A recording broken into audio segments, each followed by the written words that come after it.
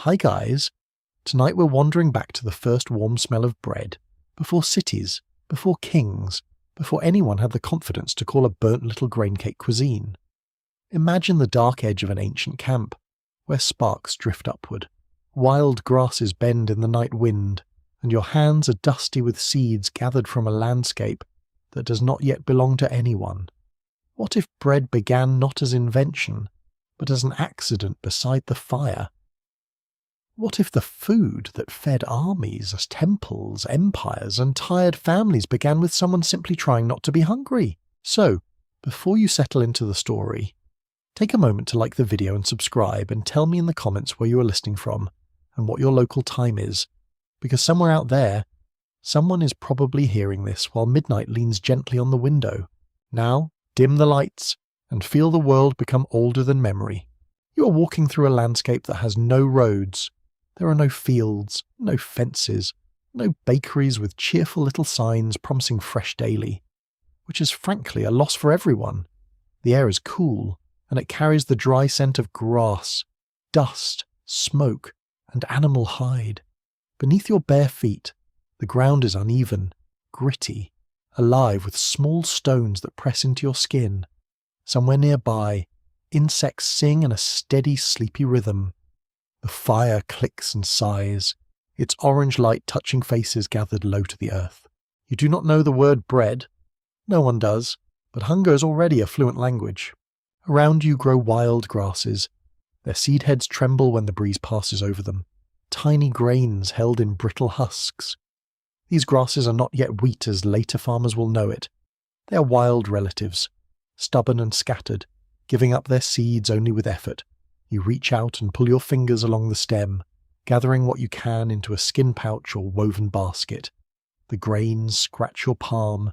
They are small, hard, unimpressive things.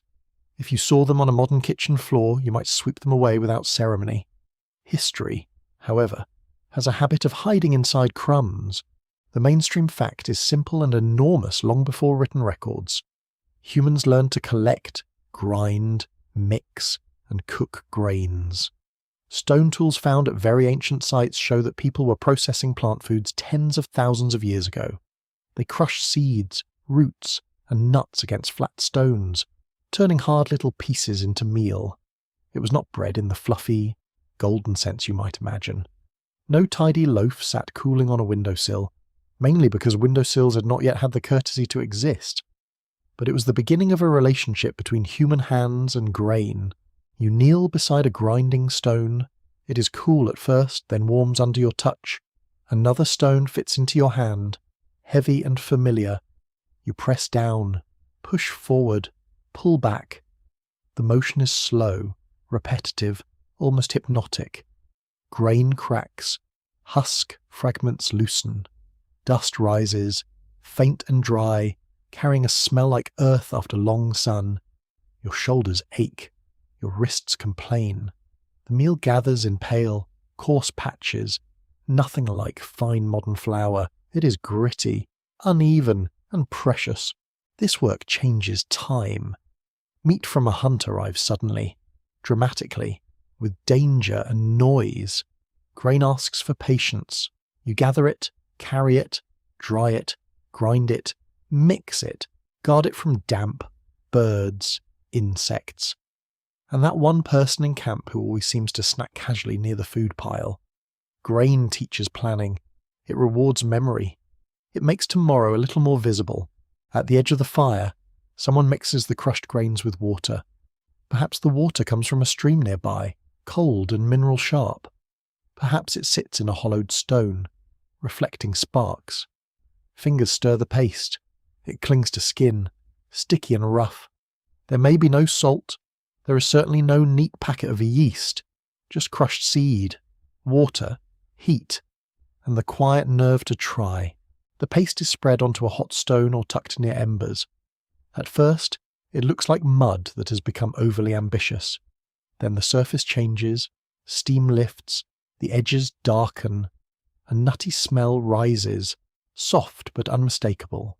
It is different from raw grain, different from smoke, different from roasted meat. Warm starch is becoming something your body recognizes before your mind has a name for it. You touch it too soon, of course. Humans have been burning their fingers on food since the beginning, a proud and continuous tradition. The cake is hot, rough, perhaps cracked. It may taste smoky, bitter in places, sweet in others where the grain has toasted just enough. Tiny bits of grit may scrape between your teeth. Still, it fills the mouth. It sits in the stomach. It gives warmth that lasts. A quirky little tidbit waits here in the ashes. Some researchers have suggested that certain prehistoric people may have used plant processing not only for food, but also for making sticky substances, medicines, or ritual mixtures. So while you're imagining the first grain cake, remember that the same patient grinding hands may also have been creating pastes for tools, pigments, or ceremonies. Early humans were not simply surviving in a dull grey fog. They experimented. They noticed textures. They probably ruined meals. They probably argued about who left the paste too close to the flame. Civilization may have begun with both genius and mild kitchen blame. Historians still argue whether the earliest cooked grain mixtures should truly be called bread. Some prefer words like cakes, porridges, pastes, or flatbreads, because bread can sound too modern, too tidy, too full of bakery confidence. The uncertainty matters. A soft loaf with a crust is not the same as a dense smear of grain cooked on stone. Yet the emotional line between them is surprisingly short. Both are grain transformed by human effort into shared food. You sit near the fire and listen. A child coughs softly in sleep. Someone shifts under a hide covering. Sparks pop as resin catches in a twig. The night beyond the flames is immense, full of unseen movement.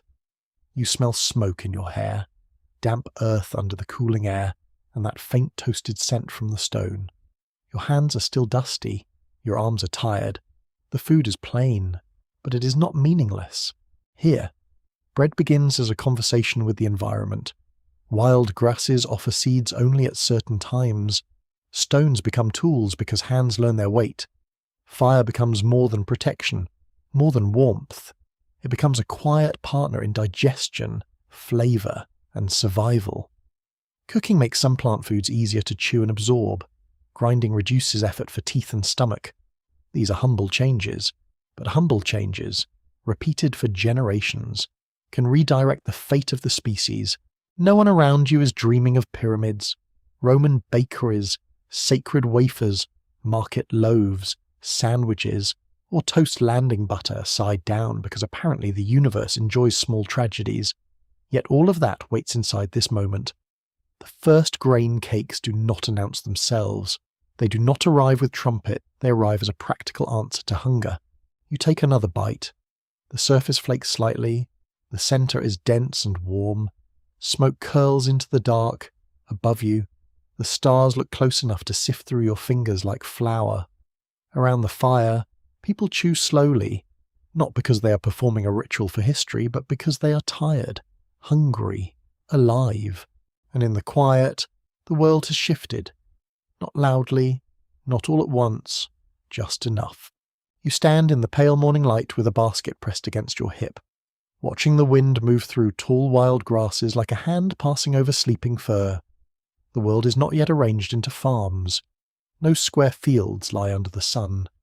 No boundary stones declare that one patch of earth belongs to one family, one chief, or one unusually confident goat. The plants grow where they please, and your life depends on knowing their moods. The air smells of dry stems, crushed leaves, and the faint mineral dampness rising from the low ground. Birds call from scrubby branches. Somewhere, water slips over stone with a soft, constant murmur. Your fingers move carefully through seed heads, stripping grains into your palm.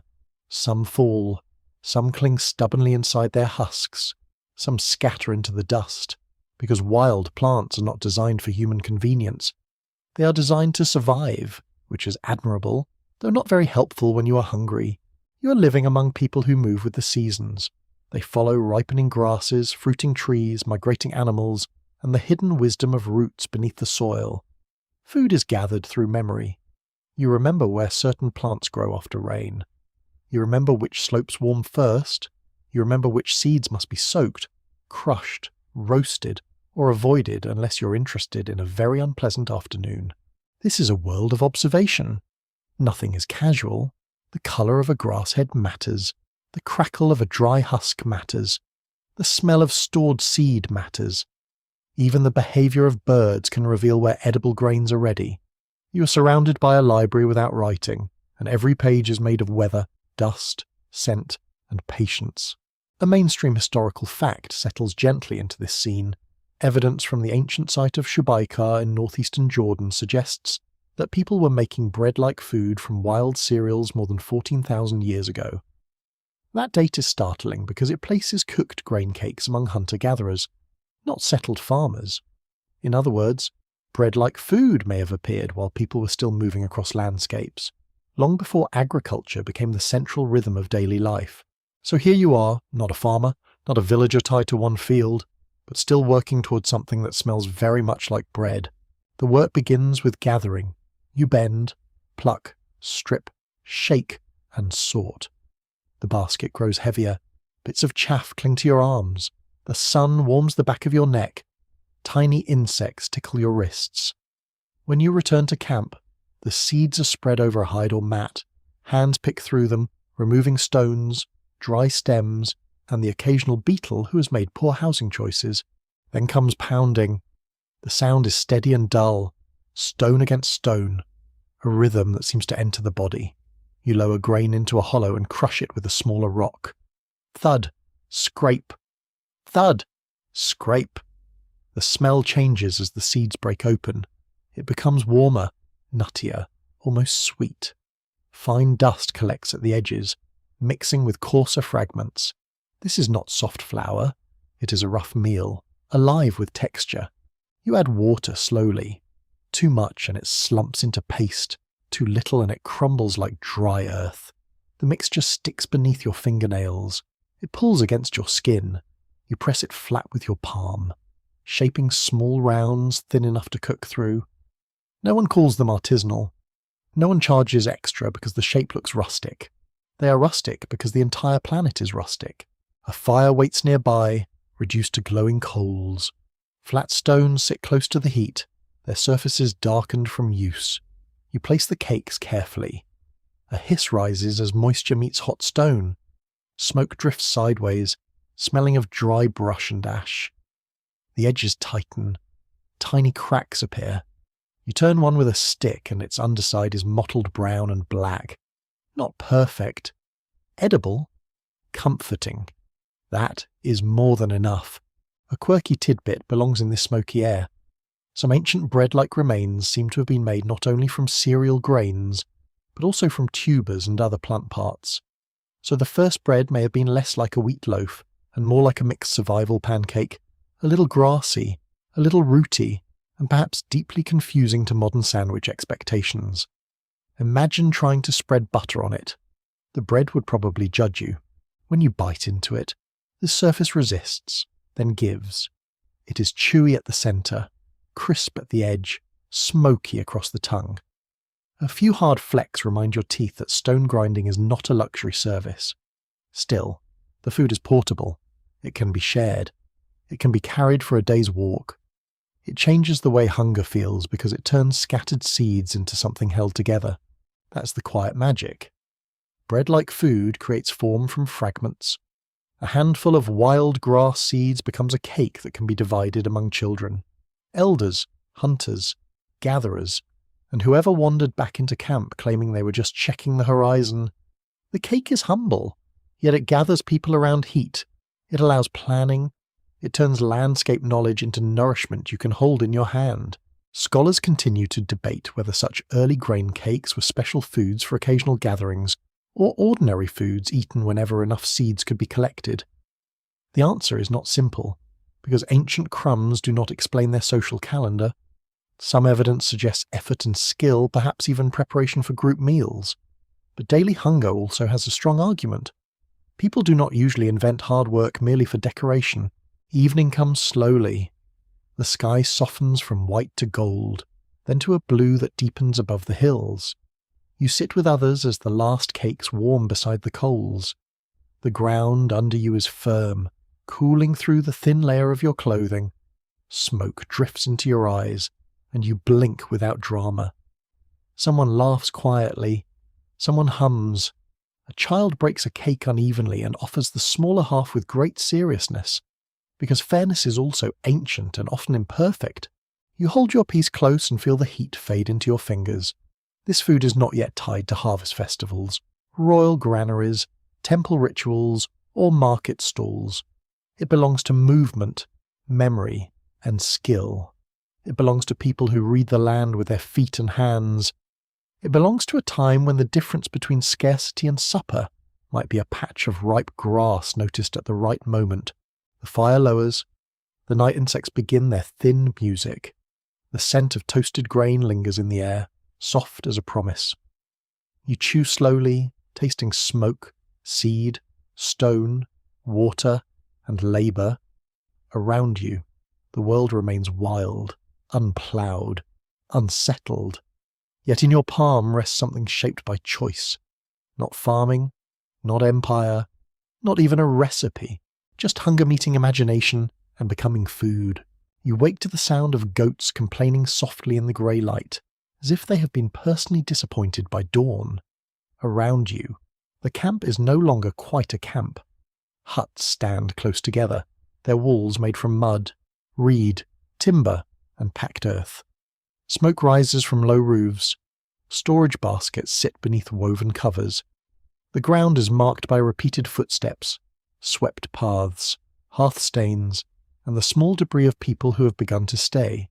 The air is cool, with the smell of damp clay, animal breath, old ash, and crushed straw. Beyond the settlement, the land opens into patches of grain. Not wild grasses gathered wherever they happen to grow, but plants encouraged, protected, watched, and worried over. The difference seems quiet at first. A seed placed in the soil, a weed pulled away, a harvest remembered. Yet this quiet difference is one of the great turning points in human life. You walk toward the fields with other people, carrying a sickle fitted with small stone blades. The handle is smooth from use. The cutting edge catches the first light. Under your feet, the soil is firm in places, soft in others, holding last night's moisture. The wheat and barley sway ahead of you, taller than your knee, their heads heavy with grain. They are still ancient plants, not the plump, obedient crops known in later ages, but they are becoming familiar. They are becoming yours, although ownership is still more complicated than anyone would like to discuss before breakfast. A mainstream historical fact takes root here in the Fertile Crescent. Communities gradually domesticated wheat and barley, helping create some of the earliest farming societies. This region, curving through parts of Southwest Asia, offered wild cereals, seasonal rains, and landscapes where people could experiment with cultivation. Farming did not arrive in one tidy moment. It spread over generations, with trial, failure, success, and probably many arguments about whether a particular patch of plants was worth the trouble. You bend and cut the stalks close to the ground. The motion is repetitive, almost dreamlike. Grip, slice, gather. Grip, slice, gather. Dry stems rasp against your wrists. Dust clings to your lips. When the sun climbs, sweat gathers beneath your hair and runs down your neck. Harvest is not romantic while you are doing it. It is itchy, tiring, and full of tiny seeds that find their way into every fold of clothing. Still, every bundle matters. The grain will become food, but not immediately. Nothing about bread is immediate in this world. The cut stalks are carried back, laid out, dried, beaten, tossed, sifted, sorted, and guarded. Threshing loosens the kernels. Winnowing lets wind carry away chaff. You stand with a basket and lift the mixture into the air. The breeze takes the lighter husks, while the heavier grain falls back with a soft patter. It sounds like dry rain. Nearby, children chase stray kernels and pretend this is helping. An older woman watches the sky, judging whether clouds will bring welcome rain or ruinous damp. A man repairs a storage bin with wet clay, smoothing cracks with careful fingers. Grain has made everyone attentive to the future. You no longer live only by what the day offers. You now live by what can be saved. Storage changes the mood of a community. A full bin smells warm and dusty, like summer held captive. It promises meals when the hills are bare. It also attracts mice, insects, mould, thieves, and neighbours with complicated ideas about borrowing. Grain can feed people, but it can also create counting, guarding, measuring, and suspicion. The loaf begins to carry social weight long before it sits on a table. A quirky tidbit hides in the very shape of the grain. Domesticated cereals often keep their seeds attached more firmly than wild forms. In the wild, seeds scatter easily because the plant is trying to reproduce, not help you make dinner. Early farmers favoured plants whose grain stayed on the stalk long enough to harvest. So, in a way, bread begins with humans quietly selecting grasses that were bad at doing what wild grasses were supposed to do. Nature had a plan. Humans arrived with baskets and changed the terms. At the grinding area, you sit beside a flat stone worn into a shallow curve. Grain pours from a basket in a pale stream. You press the handstone down and begin. The sound is lower than threshing, a steady scrape that settles into the bones. Around you, others grind too, and the settlement fills with a dry, whispering rhythm. Flour dust floats in the air, faintly sweet. It lands on your fingers, your cheeks, your lashes.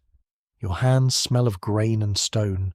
This labour often falls heavily on women, though the exact division of work varies across communities and remains difficult to reconstruct.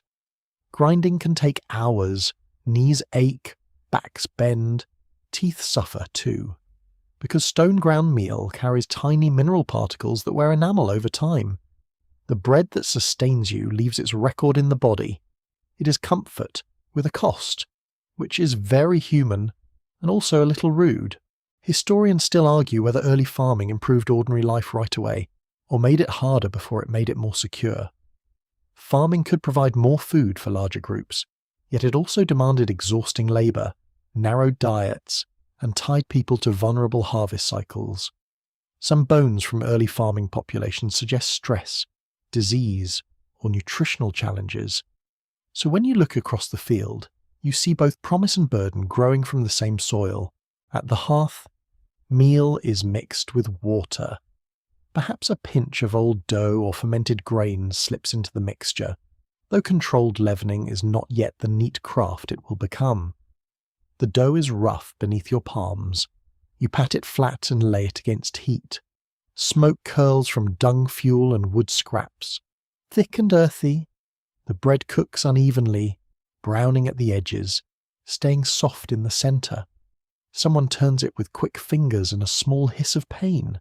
When you eat, the flavour is plain, but deeper than wild chance. It tastes of fields watched through seasons, of rain hoped for, of stored baskets opened carefully, of many hands repeating the same work until it becomes culture. A loaf here is not merely food, it is a calendar, it is a settlement, it is a reason to stay, and staying changes everything. The sun lowers over the fields, turning the grain stubble bronze. Animals shuffle near the huts. Smoke hangs blue in the evening air. You hold warm bread in your hand and feel its weight. It is small, dense, imperfect, and deeply serious. Around you, people talk about tomorrow's tasks, next season's seed, the condition of the storage pits, the health of the herd, the look of the sky. The earth has begun to keep your appointments. You stand beside the Nile at first light, while the river moves with the calm confidence of something that knows entire kingdoms depend on it.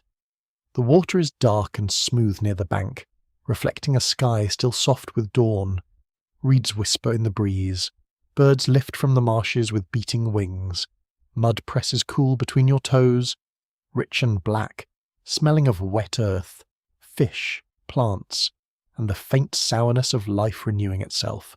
Egypt wakes around you. Across the fields, farmers move through strips of land made fertile by the river's yearly flood. They carry baskets, hoes, ropes, and wooden tools polished by many hands. Beyond them, villages stir under pale smoke. Dogs nose through dust. Children blink sleepily in doorways. Somewhere, a donkey gives an opinion no one requested. Above all of it, the morning air fills with the smell of grain being ground. Bread is not a side dish here. It is the centre of daily life. In ancient Egypt, bread and beer form the foundation of ordinary meals, wages, offerings, and survival. Workers may receive rations measured in loaves and jars. Temples present bread to the gods. Tomb paintings show bakers shaping, kneading, heating, stacking, and carrying loaves. Even the dead are supplied with bread for the long journey, because apparently eternity also requires carbohydrates. You walk toward a bakery space where the heat is already gathering. The floor is dusted with flour.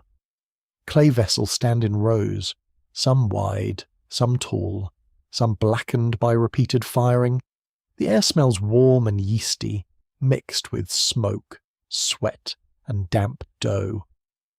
You hear the slap of hands against paste, the scrape of wooden tools, the hollow knock of pottery, the low murmur of people working before the sun grows too fierce.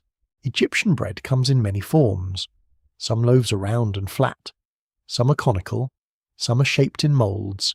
Some are made from emmer wheat, a tough ancient grain that must be carefully processed. Barley is common too.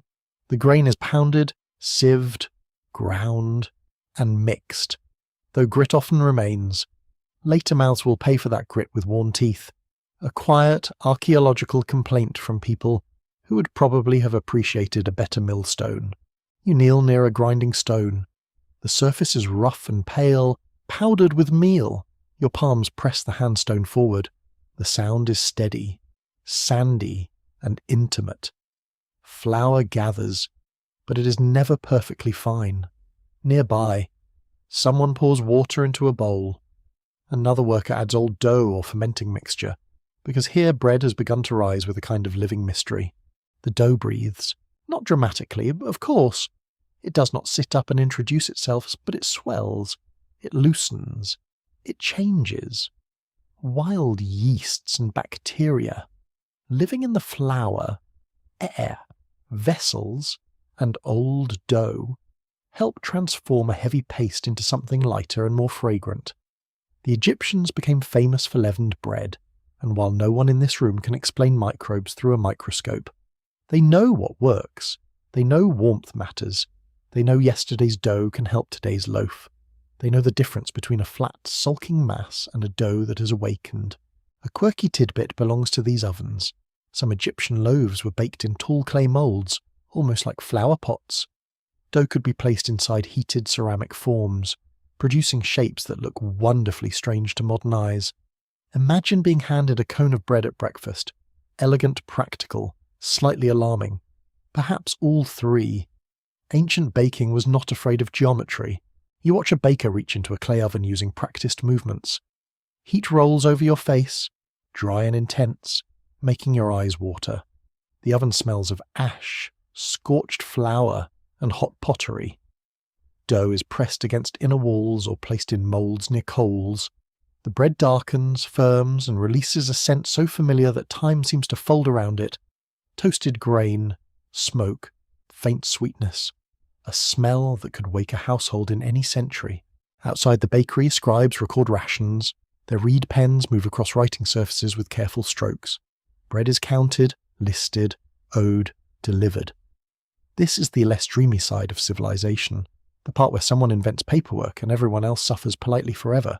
Yet these records matter. They show how bread becomes administration. Grain moves through storehouses. Loaves feed labourers. Bakers serve institutions. A meal becomes a unit of economy. In temple spaces, bread takes on another life. You step into cooler shadow where stone walls hold painted figures and sacred scenes. The air smells faintly of incense, oil, and old dust.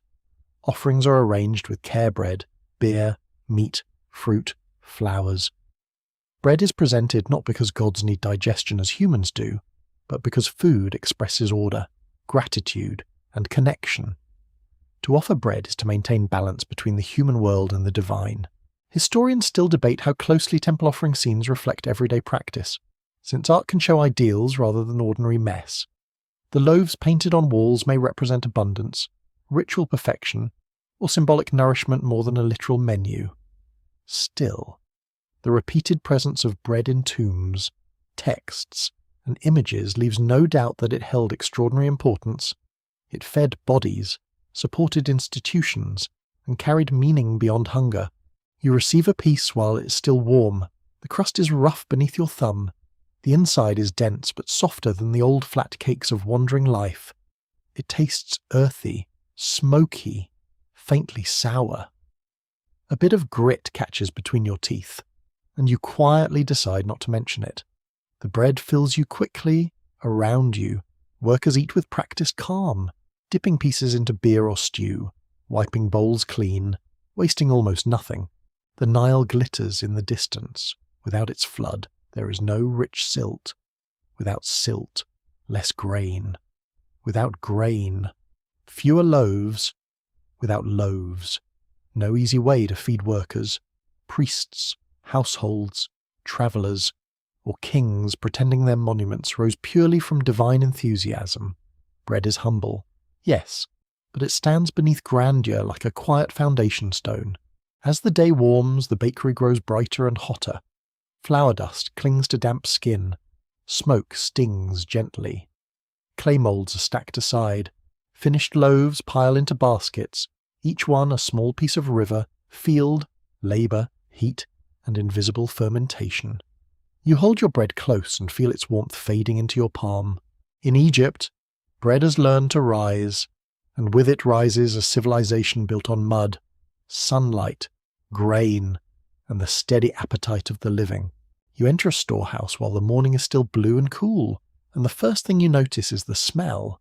It is not one smell, but many layered together dry grain, damp clay, stale beer, smoke from yesterday's hearths, and the warm human scent of people who began working before the sun had the decency to appear. The floor is packed hard under your feet. Baskets lean against walls. Clay jars stand in rows like quiet soldiers. Somewhere in the dimness, a mouse makes a tiny mistake and disappears behind a bin. This is not a palace hall, not a battlefield, not a royal tomb shining with gold. It is humbler than that, and more powerful in its own patient way.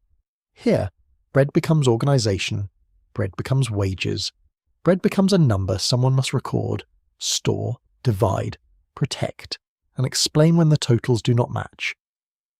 The loaf has entered the world of bureaucracy, which is possibly the only thing denser than old barley bread. You stand beside a scribe sitting cross-legged with writing tools laid near his knee. His reed pen moves with careful precision. Every mark matters. Grain coming in, flour going out, loaves owed, beer jars delivered, workers counted, rations assigned. A loaf in the hand may feel soft, but a loaf in the records becomes authority. It tells who laboured, who was fed, who controlled supplies, and who might be in trouble when a shipment arrives short. In many ancient societies, especially in Egypt and Mesopotamia, bread and beer were deeply connected to labour systems. Workers often received food rations instead of money in the modern sense. Grain could be converted into loaves, porridge, or beer, then distributed to builders, farmers, temple staff, soldiers, and craft workers. This made bread more than nourishment. It became a tool for running large communities. You follow a line of workers waiting for their portions. Their sandals scrape softly in the dust. Their tunics smell of sweat, straw, and sun. A clerk calls out amounts. A basket changes hands. A jar is sealed or opened. The sounds are small but constant rope creaking, pottery clinking, grain sliding like dry rain. Voices murmuring with the careful patience of people who know food is not a casual matter. Beer sits close beside bread in this world. Not the sparkling, chilled drink of modern leisure, but a thick, cloudy, nourishing brew made from grain. It can be sour, filling, sometimes mildly alcoholic, and safer than questionable water in certain conditions. Bread and beer share ingredients and processes. Grain is soaked, mashed, heated, fermented, and transformed. One becomes chewable, one becomes drinkable. Together, They make a daily meal sturdy enough to support hard labour.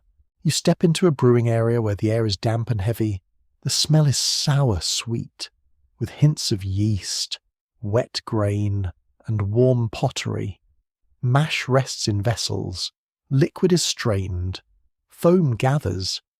Someone stirs with a long tool, moving slowly as if coaxing the mixture rather than commanding it. The sound is soft and sticky. Fermentation is invisible, but the room feels alive, as if the jars are quietly thinking. A quirky tidbit drifts up from these vessels. Some ancient beer may have been drunk through straws to avoid floating bits of grain husk and sediment. Imagine a group of tired labourers sharing a large jar through long tubes, looking surprisingly festive for people covered in dust and paid in carbohydrates.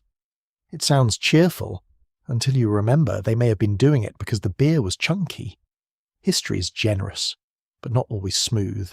Nearby, bread is being shaped for distribution. The dough is handled quickly, divided into portions that can be counted. Not every loaf is equal in quality. Higher status people may receive finer bread, better flour, or more generous amounts. Ordinary workers receive what sustains them. Food reflects rank. A loaf can show where you stand in society without anyone needing to say it aloud, which is efficient and slightly depressing. You lift one ration loaf. It is dense, warm, and rough at the surface. Flour dust clings to your fingers. The smell is comforting, smoky, and faintly sour. It promises energy, not luxury. You imagine carrying it to a work site, breaking it during a pause, dipping it into beer, stew, or oil if the luck allows. Around you, people eat not for pleasure alone, but to return strength to their arms. The system depends on trust, and trust depends on measurement. Grain must be stored dry, bins must be sealed, counts must be checked. Bakers must not quietly make loaves smaller, although surely someone tried, because human nature has always enjoyed testing the edges of rules. Officials inspect, scribes record, overseers watch. Food becomes administration because hunger is politically dangerous. A fed workforce can build, dig, haul, carve, and obey. A hungry one becomes restless. Scholars still debate how generous or harsh these ration systems were for ordinary workers. Some records suggest organised provisioning that could support large labour forces efficiently.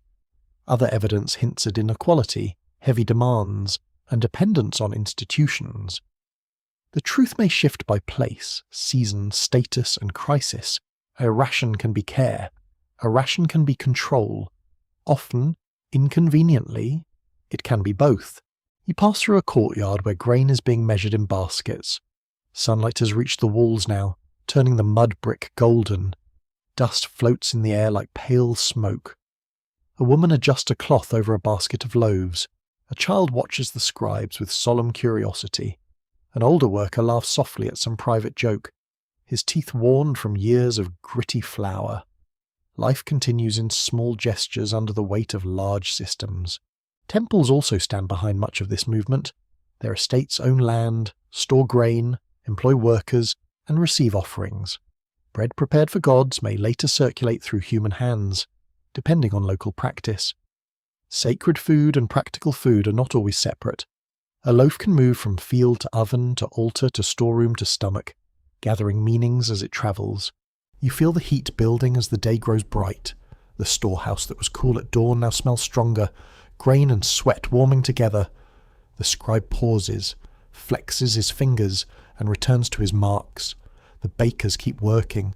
The brewers keep stirring.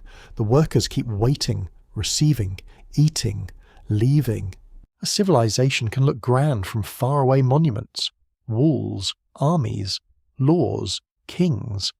Up close, it often sounds like a basket being set down, a jar being opened, a clerk clearing his throat, and bread being counted one loaf at a time. You step into a Mesopotamian city while the afternoon heat lies over the streets like a heavy wool blanket nobody asked to borrow. Mud brick walls glow under the sun. Narrow lanes twist between houses, courtyards, workshops, and small shrines. The ground is dry beneath your sandals, powdery with dust that rises at each step and settles on your ankles. Somewhere nearby, a donkey brays with the confidence of a royal herald. The air is thick with smells, river mud, sesame oil, sheep wool, human sweat, date syrup, and smoke from ovens sunk into courtyards or built from clay. You hear the shuffle of feet, the clatter of pottery, the rasp of reeds, and the steady murmur of people bargaining in the shade. Above the city, temple platforms rise toward the bright sky, reminding everyone that grain, labour, and divine favour are woven tightly together. Here, bread is everywhere. In ancient Mesopotamia, grain was one of the great foundations of urban life. Barley especially dominated agriculture in southern Mesopotamia because it tolerated salty soils better than wheat. From barley came bread, porridge, beer, and the rations that kept workers moving through the long demands of city life. The rivers Tigris and Euphrates made irrigation possible, but they also required canals, maintenance, planning, and collective effort. Grain fed that effort. You enter a courtyard where a clay oven waits like a warm, hollow creature. Its surface is rough beneath your fingertips, baked hard by repeated firing. Inside, heat presses outward. A woman pats dough between her palms, flattening it into a round. Another person slaps a thin piece against the oven wall, where it clings for a moment, then begins to blister. The smell rises quickly, toasted and earthy, sharpened by smoke. It is simple, immediate, and deeply comforting. Flatbreads suit this world well. They cook fast. They require little fuel compared with thicker loaves. They can be torn, folded, dipped, wrapped, or used almost like an edible tool. You watch someone scoop lentils with a piece of bread, then wipe a bowl clean. No fork appears, no one misses it. Bread is utensil and plate and meal, which is wonderfully efficient, unless the utensil is eaten too early.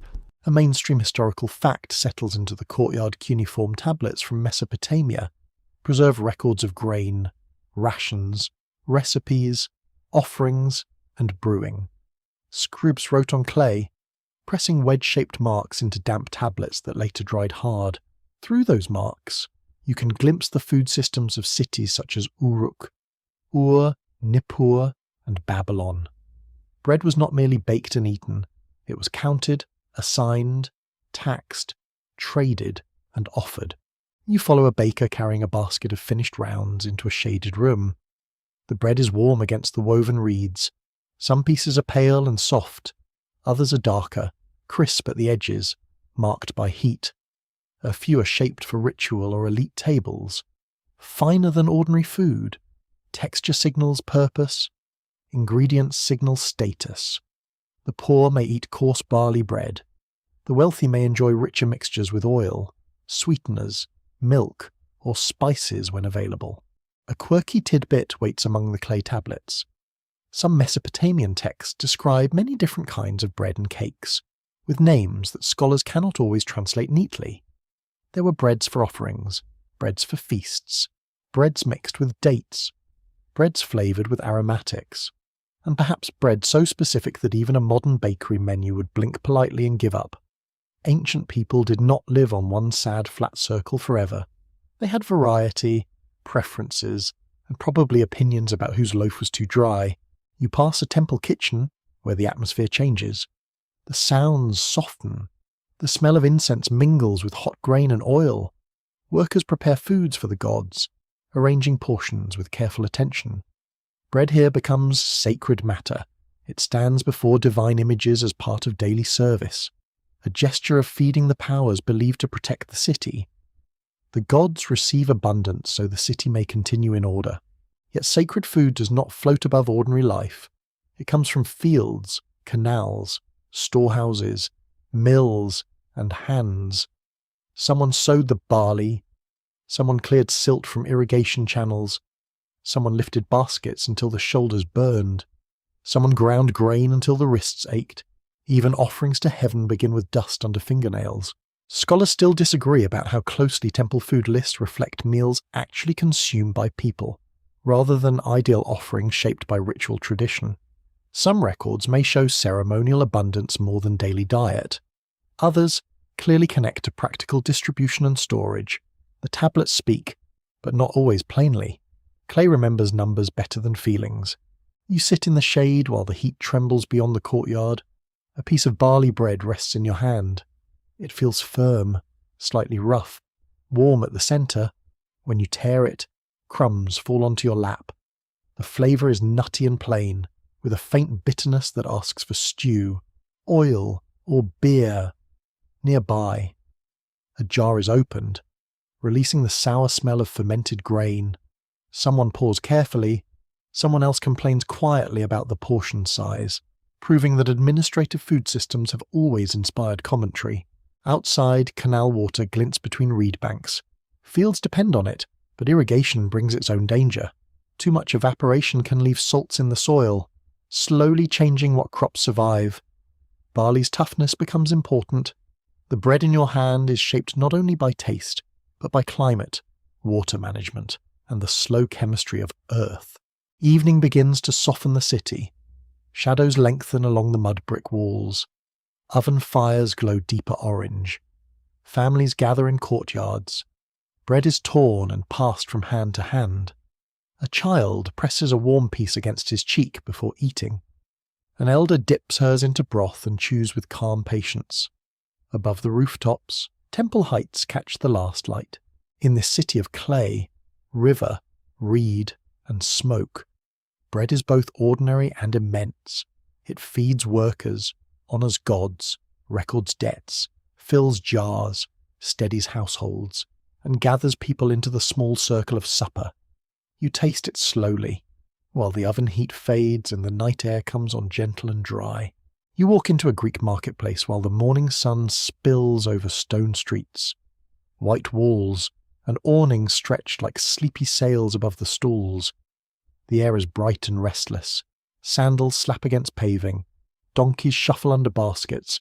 Vendors call out olives, figs, fish, herbs, oil, and grain.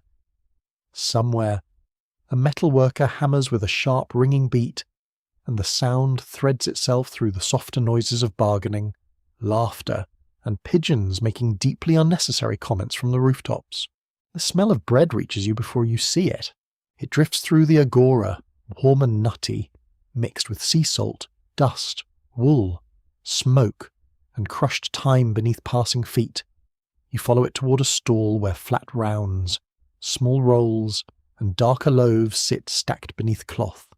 Some are made from barley, some from wheat, some mixed with sesame, honey, oil, or cheese for people with coins enough to make breakfast more interesting.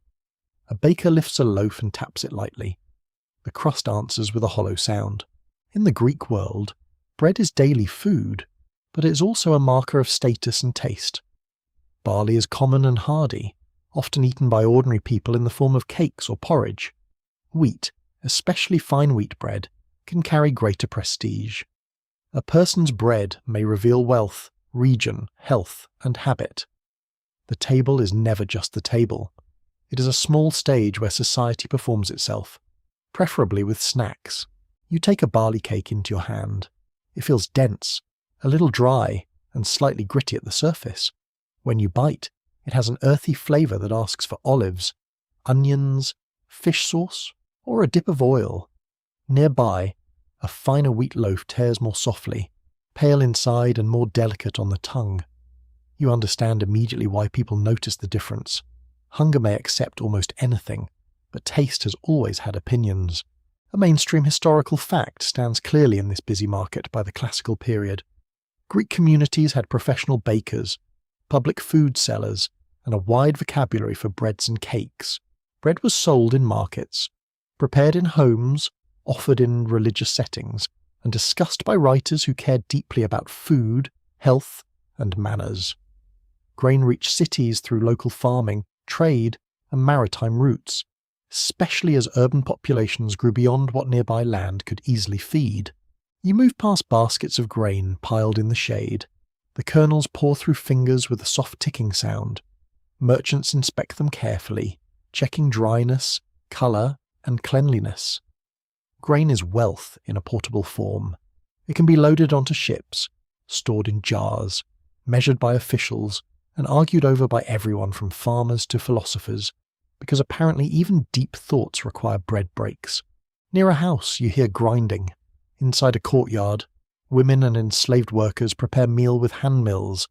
The stones scrape in a steady, circular rhythm. Flour dust floats in a pale haze, landing on hair, arms, and tunics. The smell is dry and faintly sweet. This domestic work is exhausting and often invisible in grand histories. Great speeches may echo in assemblies, but someone must still grind grain before anyone can discuss virtue on a full stomach. You step into a bakery where heat presses against your skin. The oven glows. A baker's forearms are dusted with flour up to the elbow. Dough rests in bowls. Some pieces are shaped into rounds. Others are enriched with oil or sweetened for festivals. Firewood crackles. Ash shifts. The baker slides loaves toward the heat and watches them with the calm suspicion of someone who knows dough can betray you at any moment. A quirky tidbit belongs to Greek food culture. Ancient writers mentioned specialty breads and cakes with names linked to shapes, ingredients, festivals, or regions, and some sound almost playful. There were breads sprinkled with seeds, breads shaped for offerings, and cakes associated with gods or ceremonies. One can imagine a customer asking for the fashionable loaf from a famous city, while the baker silently wonders whether people have become impossible. The answer, across all eras, is yes. Bread also enters medicine and philosophy. Greek physicians and diet writers think about food in terms of balance, digestion, strength, and bodily humours. Different grains are believed to suit different constitutions or conditions. Some breads are considered heavier, others lighter. Some are better for athletes, others for the sick. Not every ancient health claim would survive a modern nutrition lecture, but the careful attention is real. Bread is studied as something that shapes the body and the character of daily life. Historians still argue over how much bread ordinary Greeks ate compared with porridge, pulses, vegetables, fish, and other foods. Since literary sources often reflect elite voices and urban habits more than every village meal, the evidence is uneven. Comedy, medical writing, archaeology, and account records each give partial glimpses. A rich man complaining about coarse barley does not necessarily speak for a farmer who is simply glad the harvest came in. By midday, the marketplace grows hotter. The stone under your feet releases stored warmth through your sandals. A vendor tears bread and uses it to scoop soft cheese bright with herbs. Another dips a piece into oil so green it smells like crushed leaves and pepper. Saltfish adds sharpness. Figs add sweetness. The meal is simple, but not dull. Bread serves as the calm centre around which sharper flavours gather. Then the world shifts westward, and you stand in a Roman street where the sound is heavier, louder, more mechanical. Wheels rattle. Mules snort. Voices echo between walls of brick and stone. Public bakeries work with a scale and intensity that feels different from the Greek stalls. Mills turn, ovens blaze. People crowd near shops for bread that is round, scored, and stamped by commercial routine. Rome loves systems. Rome loves roads, laws, aqueducts, tax records, military supply lines, and any arrangement that lets enormous numbers of people eat, march, build, and complain in a somewhat organised fashion. Bread fits perfectly into this world. Wheat becomes central to the Roman urban diet, especially in the capital, where grain shipments from provinces help feed a massive population. You enter a Roman bakery. The smell is thick, warm, and yeasty, sharpened by smoke and animal sweat. Large millstones stand nearby, turned by donkeys or enslaved workers. The stones grind with a deep, slow rumble that vibrates through the floor. Flour falls into bins. Dough is mixed in large troughs. Loaves are shaped quickly, marked, and placed in ovens. The heat is fierce enough to make you step back and reconsider every life choice that brought you near it. A round Roman loaf rests on a table, divided by deep cuts into wedge-like sections. Its crust is dark, its interior close and chewy. Bread like this can be shared easily. The scoring makes portions visible. It also helps the loaf bake evenly. Practicality and beauty meet without making a speech about it. As evening approaches, you carry a piece through the street. The crust scratches your palm, the city smells of bread, oil lamps, sewage, incense, fried food, and wet stone.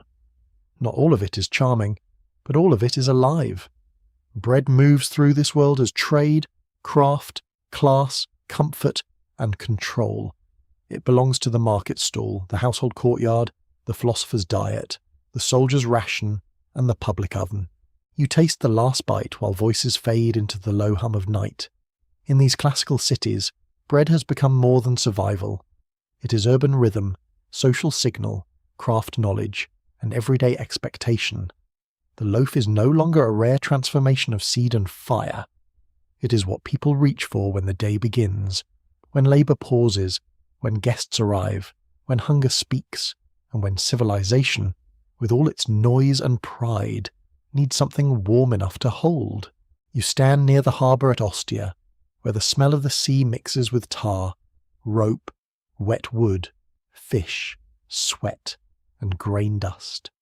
The morning is busy before it is beautiful. Ships creak against their moorings. Sailors shout from decks. Dock workers bend under sacks. Officials watch with tablets and sharp eyes. Because wheat is not just cargo here. Wheat is peace, power, and the quiet answer to a city that wakes up hungry every day. Beyond the docks waits Rome, enormous and restless. It pulls food toward itself like a great stone basin catching rain. Grain comes from Sicily, North Africa, Egypt, Sardinia, and other fertile regions tied into Roman control. The capital cannot easily feed itself from nearby fields. Too many mouths crowd its apartments, workshops, baths, alleys, temples, barracks, and markets. To keep Rome alive, ships must arrive, warehouses must hold, mills must grind, ovens must burn, bread must appear. You follow a line of men carrying sacks from a ship into a warehouse. The grain inside shifts with a soft, heavy whisper. Dust rises and coats the tongue. Inside the building, the air is dim and dry, with shafts of light cutting through floating particles. The walls are thick. The floors are raised or carefully kept to protect against damp. Grain is vulnerable. It fears water, mould, insects, rats, fire, theft, and the occasional official who believes numbers can be improved by creative counting. Rome knows this. Rome builds systems anyway. A mainstream historical fact stands at the centre of this world. The Roman state developed grain distributions for citizens in the capital, known as the grain dole. Over time, this public supply became one of the most important tools for maintaining urban stability. The phrase bread and circuses, later used to describe food and entertainment offered to the people, captures a real political truth, even if the slogan itself comes from a satirical poet with a very Roman talent for complaint. You walk into the city along a road crowded with carts. Wheels grind over stone, mules snort, dust rises from the roadside and sticks to damp skin. Apartment blocks loom high above narrow streets. At windows, laundry hangs limp in the warm air. Vendors sell chickpeas, figs, fried snacks, sausages, and cups of watered wine. But bread remains the steady centre. It is cheap, filling, familiar, and necessary. Near a public bakery, the sound of grinding grows louder. You step inside and feel the floor tremble faintly beneath your sandals. Large hourglass-shaped millstones turn slowly, driven by animals or enslaved labourers. The upper stone groans as it circles, crushing grain into flour. The room smells of flour dust, animal hide, oil, sweat, and hot masonry. It is not a charming little bakehouse with a smiling person arranging pastries under soft lighting. It is industry with ash in its hair. Workers move with practiced speed. Flour is mixed with water, salt when available, and fermenting dough. Kneading happens in troughs or on tables. The dough resists, stretches, folds, and slowly becomes smooth. You press your fingers into it and feel its elasticity. A living softness shaped by grain and time. Nearby, loaves are divided and marked. Some may be stamped, showing the bakery or owner.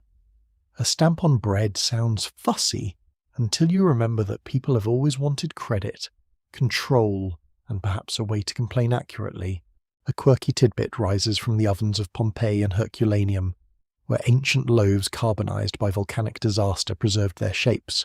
Some round loaves were deeply scored into sections, almost like a wheel. One famous loaf even appears to have a baker's stamp.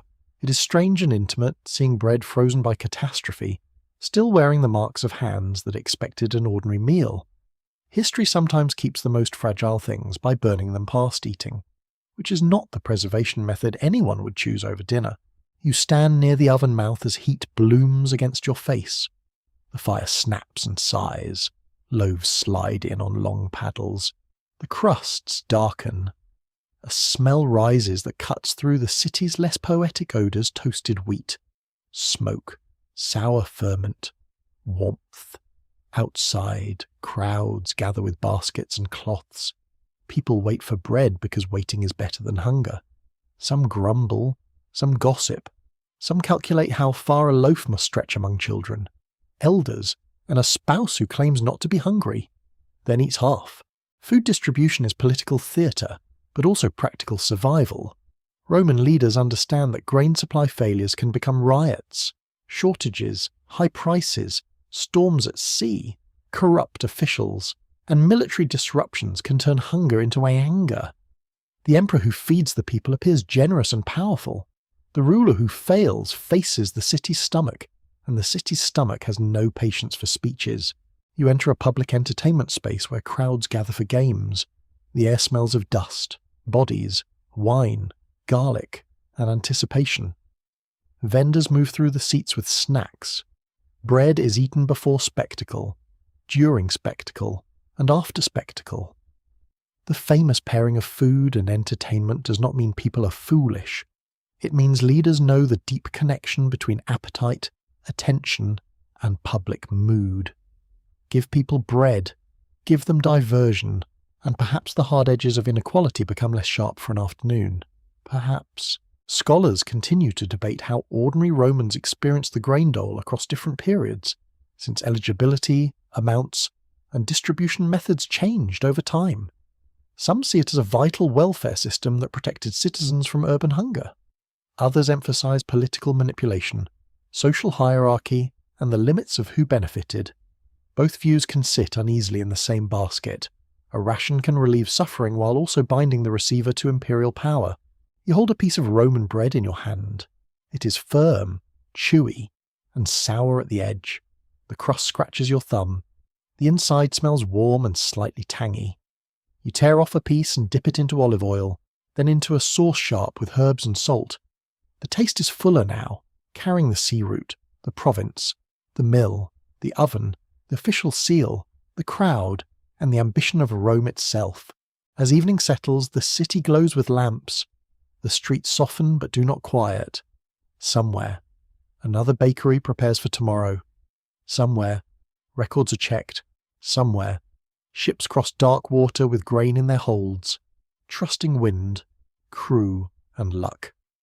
Rome sleeps lightly because hunger never sleeps for long. You chew slowly beneath the fading light. Around you, empire feels less like marble and more like logistics, less like triumphal arches and more like flour dust. Bread feeds the crowd, steadies the ruler, fills the hand, and reminds every grand city that its power depends on ordinary mouths being answered by morning. You enter a quiet room lit by oil lamps, where the smell of warm bread mingles with wax, wool, dried herbs, and the faint dust of old stone. Outside, the world carries on with its markets, fields, taxes, and ordinary impatience. Inside, bread has slowed down. It is no longer only something to fill the stomach. It is memory placed on a table. It is promise, offering, gratitude, and longing shaped by hands. You sit among people who handle bread carefully, not because it has become delicate, but because meaning has gathered around it. A loaf can be broken to welcome a guest. A flat cake can be offered at an altar. Unleavened bread can recall hardship and escape. A shared piece can mark belonging. Bread is simple enough for the poorest household, yet strong enough to carry the weight of divine mystery. That is quite a career for ground grain and water. In Jewish tradition, bread holds a central place in ritual and remembrance. You feel this most vividly in the presence of unleavened bread during Passover, when matzah recalls the hurried departure from Egypt, a moment when there was no time for dough to rise. The bread is plain, crisp, and austere. It cracks sharply between the teeth. It tastes of restraint, memory, and the strange power of food to make the distant past present at the table. The room smells of roasted food, wine, clean cloth, and candle smoke. Fingers pass pieces from one hand to another. Children listen, fidget, ask questions, and occasionally look as if the ceremony would be improved by more dessert. The texture of the matzah is dry against your tongue, but the story gives it depth. Bread here is not decorated into holiness. It becomes sacred by being eaten with attention. A mainstream historical fact rests quietly in this scene, across many religious traditions. Bread and bread-like foods have been used in offerings, festivals, rites of passage, hospitality, and communal meals. Wheat, barley, millet, rice, maize, teff, and other grains can become sacred depending on place and culture. Bread is local in ingredients, but universal in its ability to gather people around meaning. You move into an early Christian gathering, modest and close, where a small community shares bread and wine. The air is warm with bodies and lamp smoke. Voices are low. The bread is broken, passed, received. In Christian practice, bread becomes tied to the Eucharist, communion, and remembrance of Jesus' Last Supper. For some believers, it is symbol. For others, mystery. For many, it is both nourishment and presence. Ordinary food carrying extraordinary significance. You hold the piece in your palm and notice how small it is. Not a feast portion, not a market loaf, just enough to taste. Sometimes the smallest bite asks for the greatest attention. The bread touches your skin softly, almost weightless, yet the room seems to lean toward it. It is food. Yes, but also a bond that says you're not eating alone. Scholars still debate how the earliest Christian meal practices developed, especially how ordinary communal meals, Jewish blessing traditions, and later formal liturgy shaped what became the Eucharist. The evidence is scattered across texts, archaeology, and later memory. Rituals often begin in living rooms before they become formal ceremonies, and living rooms rarely leave tidy instruction manuals for future historians. You step into another courtyard, warmer now, with the scent of cumin, lamb, lentils, and flatbread.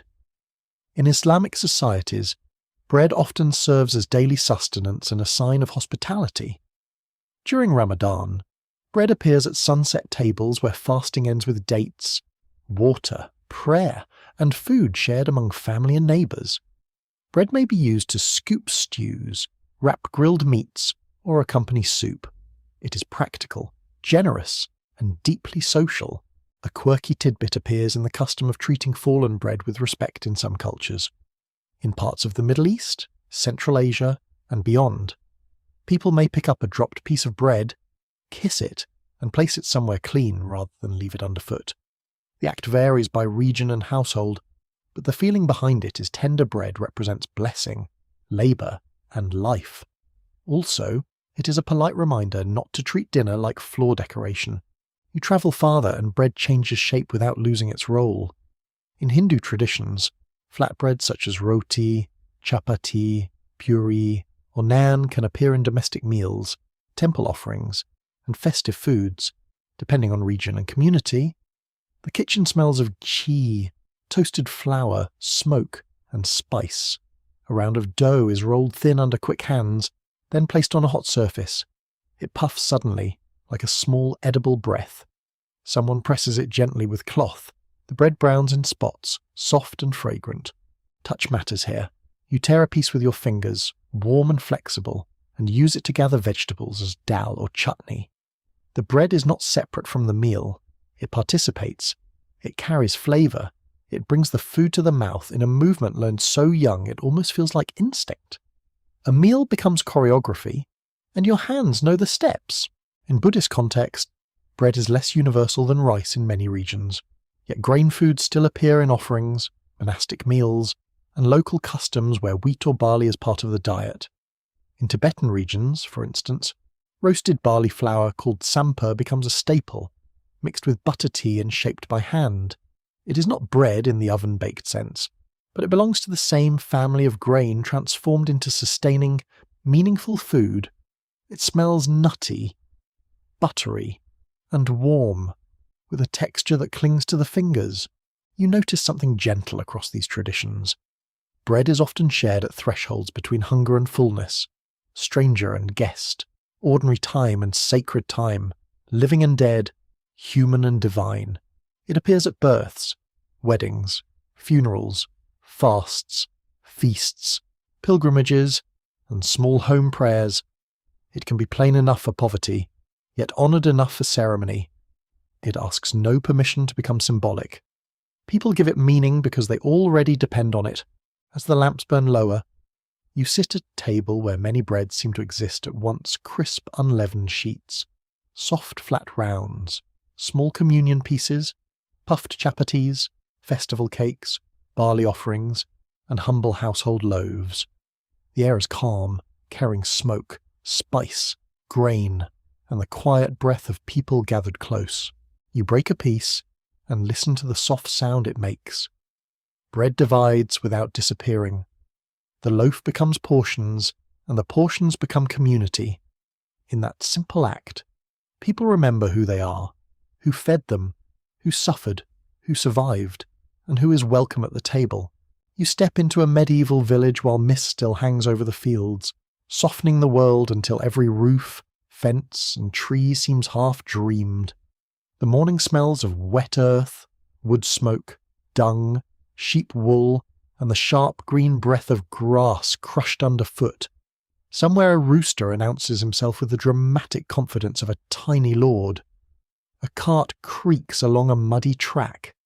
From a cottage doorway, a woman shakes flour from her sleeves and watches the sky as if it owes her money.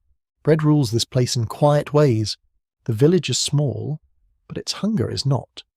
People live close to seasons, harvests, rents, church bells, and the demands of those who control land. Grain grows in open fields beyond the houses, divided into strips worked by different families. Wheat may be prized, but not everyone eats fine wheat bread, rye, barley, oats, maslin mixtures, and whatever the region allows may fill the oven. The loaf on a peasant table is often dark, dense, and serious, the sort of bread that does not flirt with softness. You walk toward the mill, guided by sound. The stream runs cold and quick over stones, turning a wooden wheel that groans and splashes with each rotation. Water slaps the paddles. Gears creak inside the mill house. The building smells of damp timber, old flour, river mud, mouse droppings, and grain dust so thick it seems to settle inside your thoughts. The miller stands in the doorway, powdered pale as a ghost who chose a practical trade. A mainstream historical fact turns with the wheel in medieval Europe. Many peasants were required to use the lord's mill and sometimes the lord's oven, paying fees for the privilege. These obligations, often called banal rights in parts of Europe, allowed landlords to profit from essential services. You grew the grain, carried the sacks, waited your turn, and still paid to have it ground. History has many examples of people monetizing inconvenience. Medieval lordship perfected the mood. You carry a sack inside. It is heavy against your shoulder, the coarse cloth scratching your neck. The millstones grind with a deep, steady rumble. Grain poured into the hopper falls between stones and emerges as meal, warm from friction. Flour dust floats like pale fog. You taste it on your tongue, dry and faintly sweet.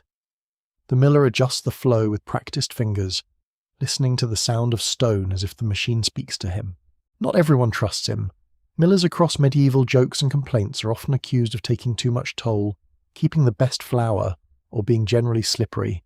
Some of this is stereotype, some perhaps experience, and some just the eternal suspicion that grows when another person stands between you and your dinner.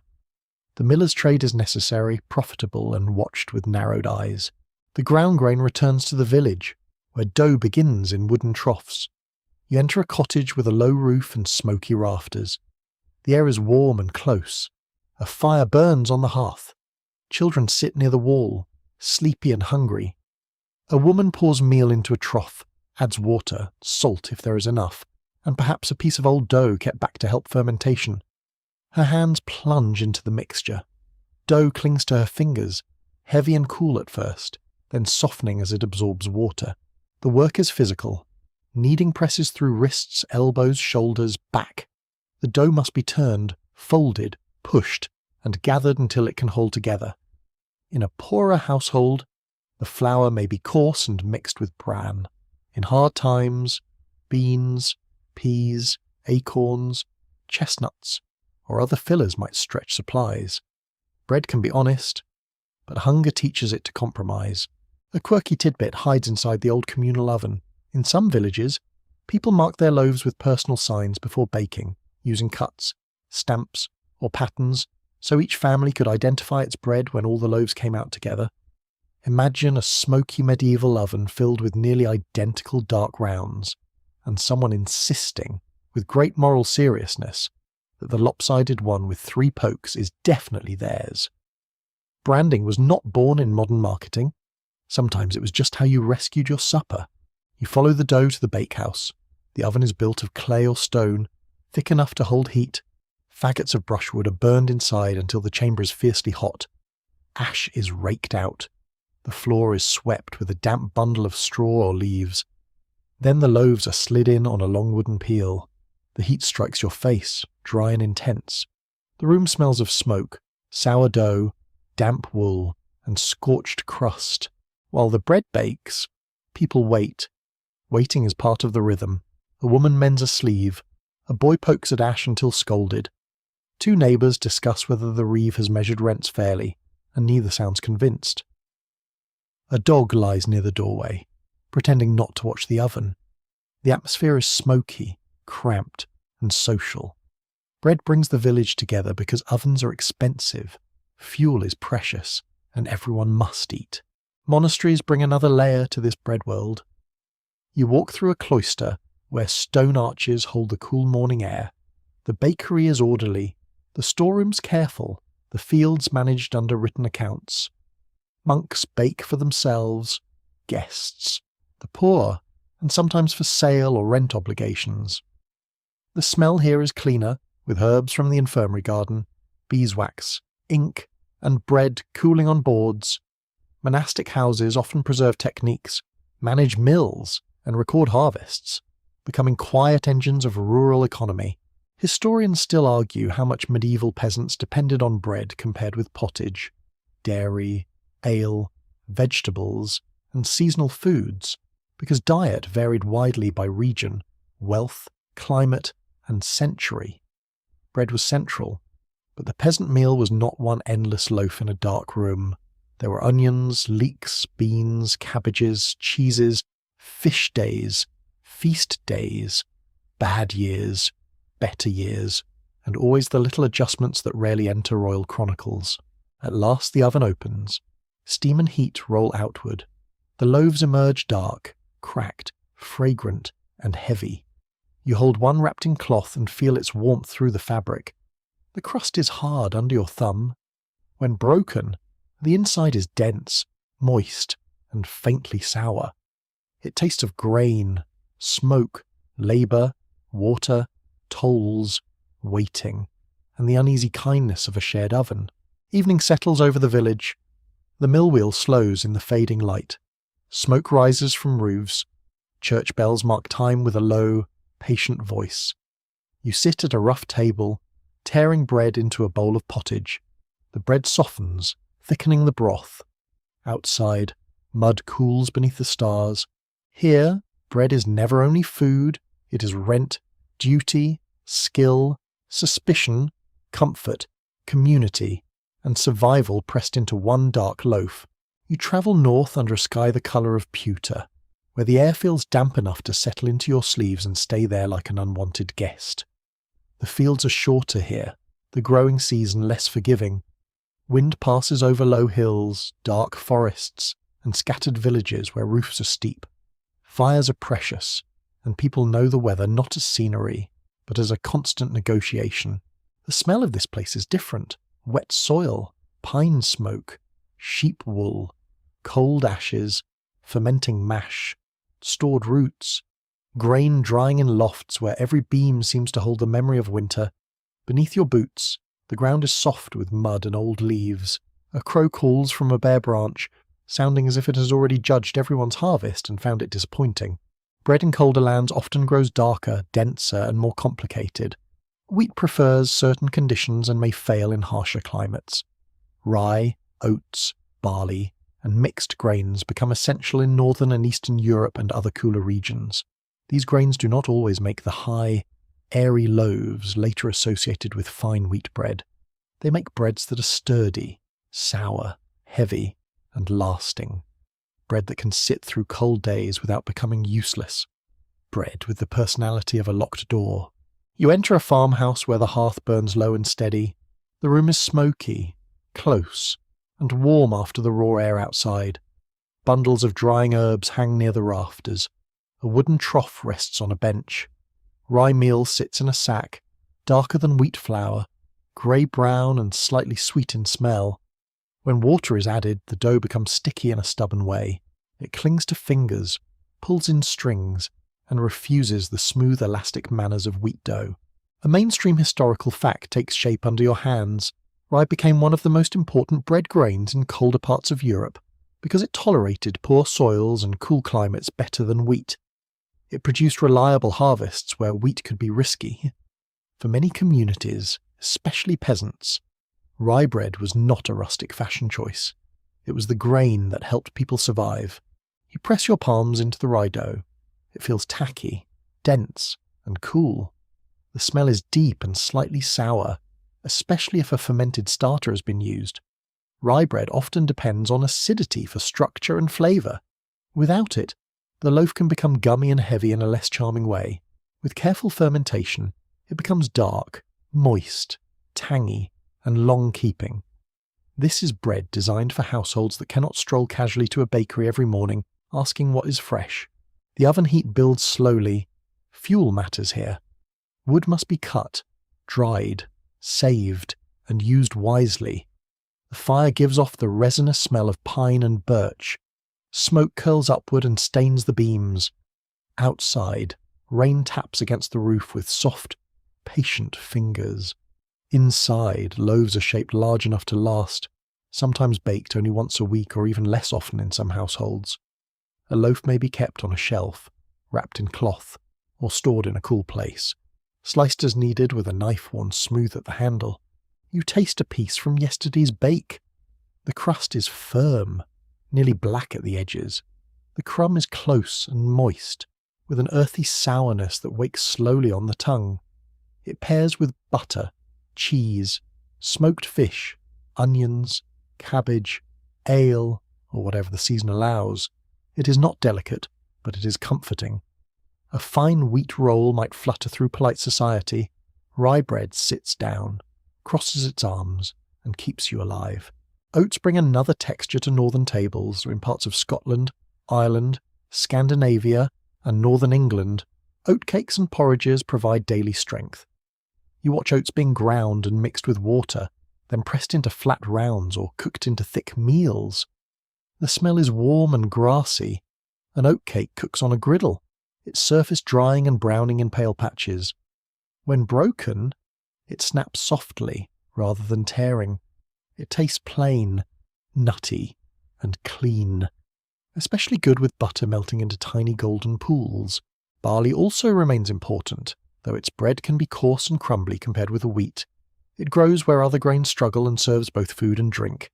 In some regions, barley meal becomes bannocks, flat cakes, or mixed loaves. The household table is shaped by what the land tolerates.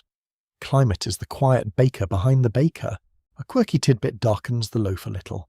Rye can host a fungus called ergot, which, under certain conditions, contaminates the grain and produces toxic compounds. In the past, ergot poisoning could cause frightening symptoms, including convulsions, burning sensations, and hallucinations. Medieval people called some forms of the illness St. Anthony's fire. Imagine trying to enjoy supper while your bread has decided to become a mysterious medical villain. Truly, a dramatic overreach from a fungus. The fear is not constant, but it is real enough to haunt the history of rye. Damp weather, poor storage, and contaminated harvests can make bread dangerous. People may not understand the cause clearly, yet they notice patterns. A strange illness after eating certain grain, a bad season, blackened kernels. Rumour and religion gather where science has not yet arrived with a neat explanation and a microscope. Historians still argue whether ergot poisoning played a role in particular outbreaks of mass panic, visions, or strange behaviour recorded in European history. Some famous theories connect ergot to events such as witchcraft scares or dancing manias, but the evidence is often uncertain. It is tempting to blame a single contaminated loaf for complicated human fear, and history usually resists being that tidy. Weather, belief, disease, poverty, and social stress can all share the same dark room. You move through a village where bread reflects status with quiet bluntness. The wealthy may obtain lighter wheat bread, perhaps imported or grown on better land. Ordinary households eat darker loaves. In some places, colour becomes a language of rank. White bread suggests refinement, money, and access. Dark bread suggests labour, necessity, and the North's sober agreement with survival. Of course, modern people will later rediscover dark rye and call it wholesome, artisanal, and worth extra. The old peasants would have stared very calmly at that. In the bakery, a large rye loaf is pulled from the oven. Steam escapes through cracks in the crust. The smell fills the room sour, roasted, smoky, dense, almost sweet beneath the sharpness. You rest your hand near it, feeling warmth radiate into your chilled fingers. Outside, the rain has turned to mist. The world seems wrapped in grey wool. At the table, the loaf is sliced slowly. Each piece has weight. You dip it into a bowl of stew thick with cabbage and barley. The bread absorbs the broth, softening at the edges while keeping its dark flavour. Around you, people eat quietly, shoulders relaxing as heat returns to the body. A child tears off a corner and chews with sleepy seriousness. An old woman saves a crust for later. Nothing is wasted. The northern loaf does not pretend life is easy. It knows cold, hunger, damp storage, short summers, and the stubborn mathematics of winter. Yet it also knows endurance. It carries sourness without bitterness, heaviness without defeat. In its dark crumb, you taste a kind of shelter. The fire lowers. Rain whispers against the walls. The bread rests on the table like a small edible piece of the earth itself, dense with weather, labour, fear, and comfort. You cross a desert road at dusk, when the heat lifts slowly from the ground and the sky turns the colour of rose clay. Sand shifts beneath your feet with a dry whisper.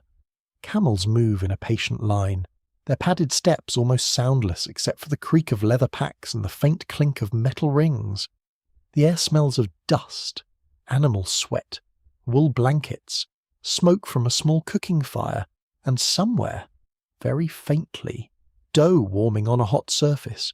There is no grand oven here, no heavy mill house beside a stream, no village bakehouse built for a settled crowd. Travel asks for different bread.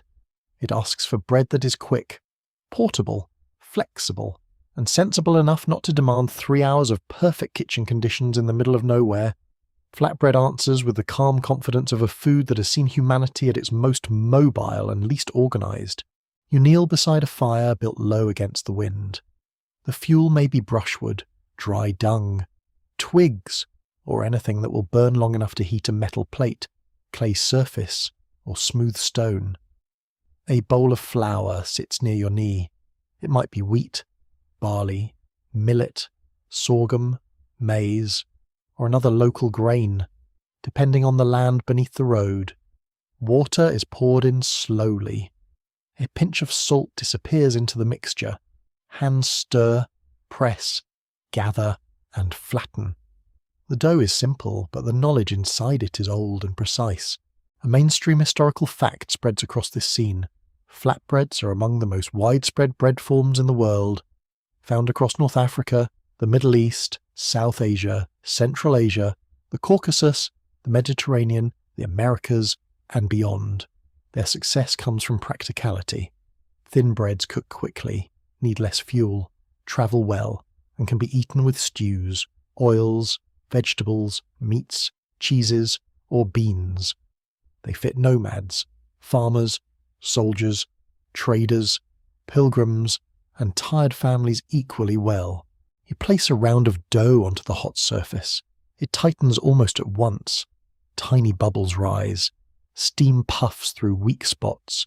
Brown freckles appear. You turn it with your fingers, moving quickly because bravery and burnt fingertips are close cousins. The bread smells warm and slightly smoky.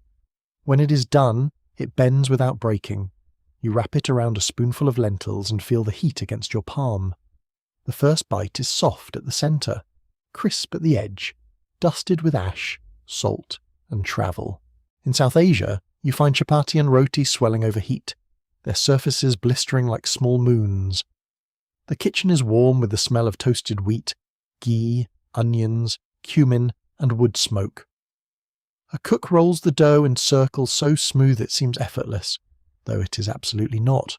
The flatbread puffs for a brief magical moment, then collapses into softness.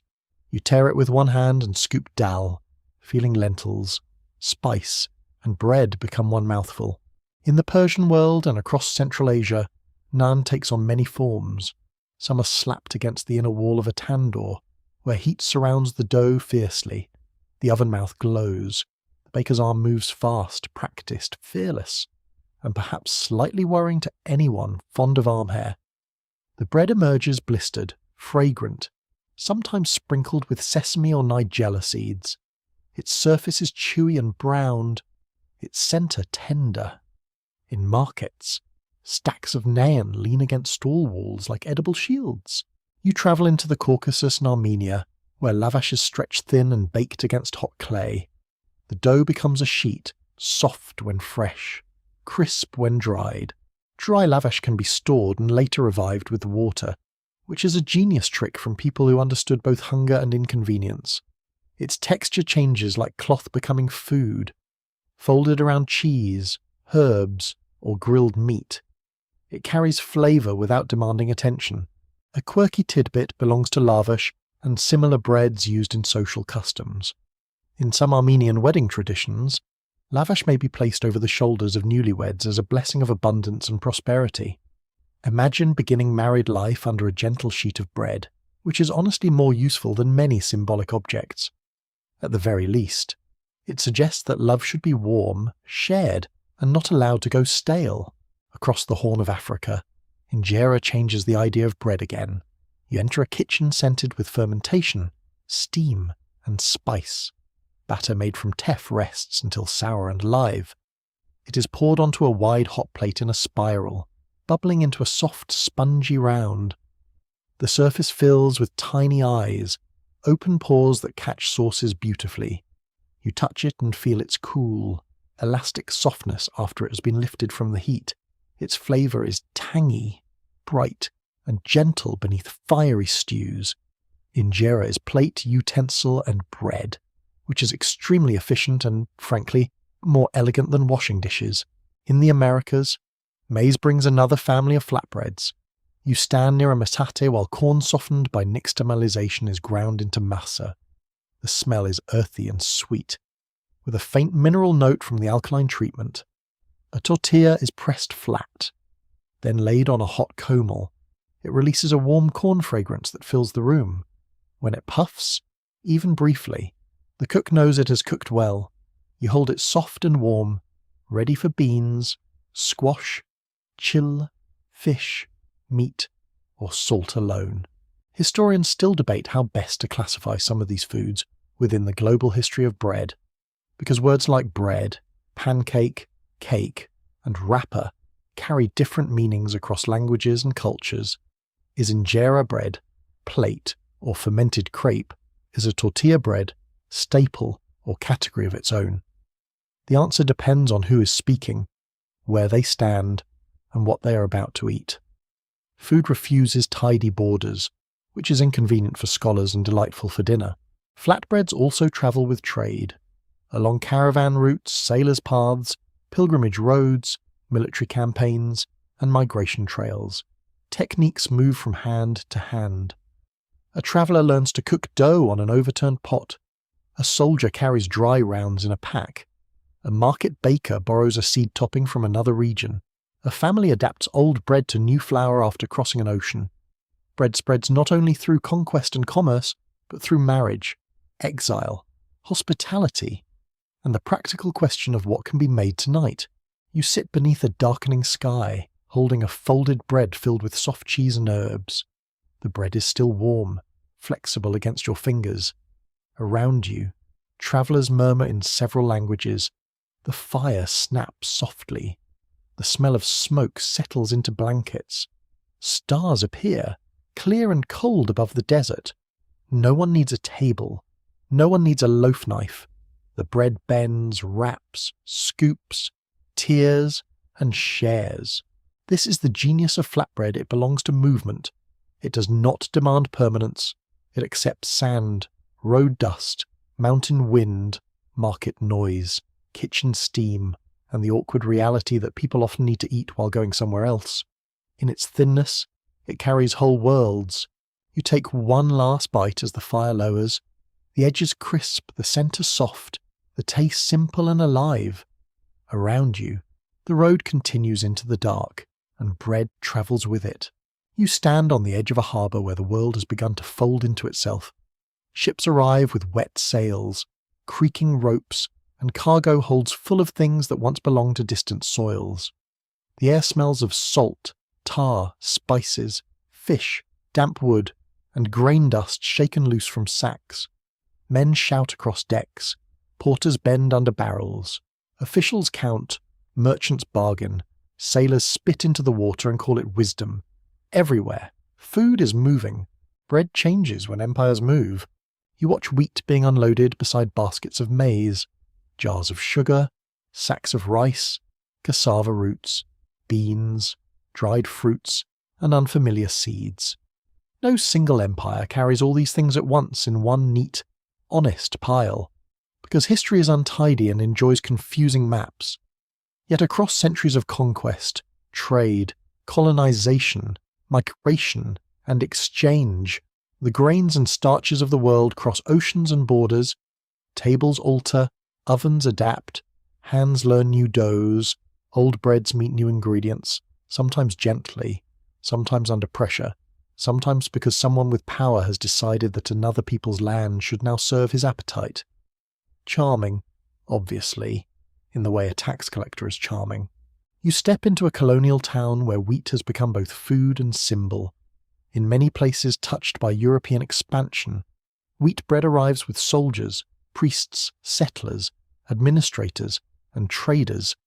It carries ideas of status and civilization in European eyes, even when local staples are more sensible for the climate. Wheat can be difficult to grow in tropical or unfamiliar environments, but that rarely stops people from being stubborn. Flour is imported when fields fail to cooperate. Bakeries appear near forts, missions, plantations, and ports. The loaf becomes a sign not only of nourishment, but of power. A mainstream historical fact sits at the centre of this exchange after 1492, the movement of crops between the Americas, Europe, Africa, and Asia transformed diets across the globe. Maize, potatoes, cassava, and other American crops spread widely beyond their homelands, while wheat, rice, sugarcane, and livestock expanded into the Americas through colonial systems. Bread history becomes impossible to separate from the Columbian Exchange, a process that brought abundance for some, disruption for many, and deep suffering for indigenous and enslaved peoples. You walk into a kitchen in the Americas where maize is still the steady heart of food. Corn has been domesticated for thousands of years, shaped by indigenous knowledge into countless varieties. Its kernels may be white, yellow, red, blue, black, speckled, or soft as a painted dawn. The smell of mesa fills the room after nixtamalized corn is ground on stone. It is warm, earthy, slightly sweet, with a mineral brightness. A woman pats a tortilla between her palms, the rhythm soft and even. Pat, turn, pat, turn. The dough listens. The commel waits. The tortilla puffs gently on the hot surface. Steam escapes. Its scent is pure comfort. In this world, bread does not need wheat to be bread-like in daily importance. It can be maize, shaped by lime water, stone, fire, and memory. It can hold beans, chili, squash, turkey, fish, avocado, or nothing but salt. When Europeans arrive, they may misunderstand it, underestimate it, or compare it poorly to wheat bread. The tortilla does not care. It continues feeding people. A quirky tidbit appears in the stubborn dreams of colonists who missed familiar loaves. In some colonial settlements, imported wheat flour could be expensive, scarce, or spoiled by humidity and pests. Yet people still desired white bread because it reminded them of home and status. Imagine crossing an ocean, encountering new landscapes and brilliant local foods, and still sulking because your loaf is not pale enough. Human nostalgia can be powerful, and occasionally ridiculous. You move to the Caribbean, where cassava offers another form of bread. Indigenous communities had long processed cassava into flat cakes, carefully removing toxins from bitter varieties through grating, pressing, washing, and heating. The work is skilled and essential. Raw danger becomes safe food through knowledge carried in hands. Cassava bread is thin, dry, and long-keeping, useful in humid climates and for travel. It smells faintly earthy and toasted, with a crisp texture that snaps under pressure. Cassava spreads widely through colonial worlds, especially into Africa and Asia, where it becomes a crucial food crop because it grows in poor soils and withstands difficult conditions. This movement is bound to empire, slavery, plantation economies, and survival. You hold a cassava cake and feel how light it is, almost papery. It is not soft wheat bread. It is a different answer to hunger, shaped by tropical soils and dangerous chemistry mastered through experience. Across the Atlantic, African foodways meet European grains and American crops under the brutal conditions of slavery and colonization. Enslaved Africans carry knowledge of sorghum, millet, rice, yams, fermentation, griddles, porridges, and flatbreads in plantation kitchens, fields, and cabins. People adapt whatever ingredients they can access. Cornbread, journey cakes, ash cakes, rice breads, and other forms emerge from hardship and creativity. The smell of cornmeal hitting hot fat, or a cake baking in ashes, carries both survival and sorrow. Historians continue to debate how specific bread forms in colonial societies blended indigenous, African, and European techniques, because recipes were often unwritten, adapted locally, and shaped by unequal power. A cornbread in one region may carry native maize traditions, African cooking practices, European baking ideas, and plantation ration realities all at once. Food looks simple until you ask who grew it, who cooked it, who profited, and who was allowed to eat first. You enter a European port city where sugar and spice have changed bread too. Enriched breads, sweet buns, festival loaves, and pastries multiply as sugar becomes more available through colonial plantations. This sweetness has a bitter underside. The sugar that softens dough and perfumes holiday breads is tied to forced labour, violence, and extraction. The warm smell of a sweet bun can carry a history far darker than its golden crust suggests. In another kitchen, wheat flour meets butter, eggs, milk, spices, and dried fruit brought through trade. Dough becomes richer, softer, more festive. Celebration breads rise for saints' days, weddings, harvests, and markets. Empires make ingredients move, and people turn them into comfort. This is one of history's complicated truths. Beauty and suffering can share the same table, and a loaf can taste wonderful while carrying a difficult past. You walk through a colonial bakery at dawn. The oven mouth glows orange. Flour sacks are stacked against the wall. Some imported, some local, some already attracting insects. The baker's hands are pale with dust. Dough rests in rows. Outside, street vendors sell maize cakes, rice cakes, cassava bread, wheat rolls, and fried dough. Languages mingle in the street. So do smells yeast, corn, molasses, smoke, coconut, sesame, old barrels, horse dung, and sea air. Bread is no longer the story of one grain spreading outward. It is a web. Wheat travels with empire, but maize feeds old and new populations. Cassava crosses oceans. Rice enters breads and cakes. Millet and sorghum persist where climate requires them. Local people reshape imposed foods. Colonizers adopt native staples when necessity wins over pride. Enslaved cooks transform rations into dishes of endurance. Migrants carry starters, methods, cravings, and memories packed tighter than luggage. As sunset colours the harbour, you watch ships become silhouettes. The ropes creak. The water slaps the hulls softly. A loaf cools on a windowsill nearby, but beside it lies a stack of tortillas, a cassava cake wrapped in cloth, and a sweet-spiced bun shining with glaze. None of them tells a pure story. Each is mixed, carried, adapted, argued over, and eaten. You break a piece from the warm bun, then taste a torn edge of maize bread. One is soft with sugar, one is earthy and plain. Both fill the mouth. Both carry journeys too large to fit inside a recipe. In the age of empires, bread becomes global but never innocent. It feeds conquerors and the conquered, sailors and servants, settlers and survivors. It crosses oceans in sacks and memories. It changes shape when power presses against hunger. And still, in every kitchen, someone reaches for flour, meal, root, water, fire, and the old need to make something shareable before the day is done. You stand in a narrow street where the bakery door is still closed, and the line outside it has already become a mood. Dawn has not fully arrived. The sky is pale and thin above the rooftops. The stones under your feet are cold. Around you, people wait with baskets, shawls, tired faces, and the tense silence of those who have counted their coins too many times. The air smells of smoke, damp wool, horse dung, old rain, and hunger. Hunger has a sound. It is not always a dramatic cry. Sometimes it is a woman shifting her weight from one foot to another because she's been standing too long. Sometimes it is a child asking the same question in a smaller voice. Sometimes it is the scrape of a baker's shutter as everyone leans forward at once.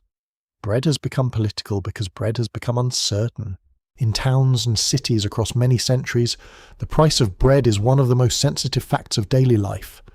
When bread is affordable, the world may still be unfair, but it is bearable. When bread becomes expensive, everything sharpens. Rent feels crueler. Wages feel thinner. Authority looks less sacred.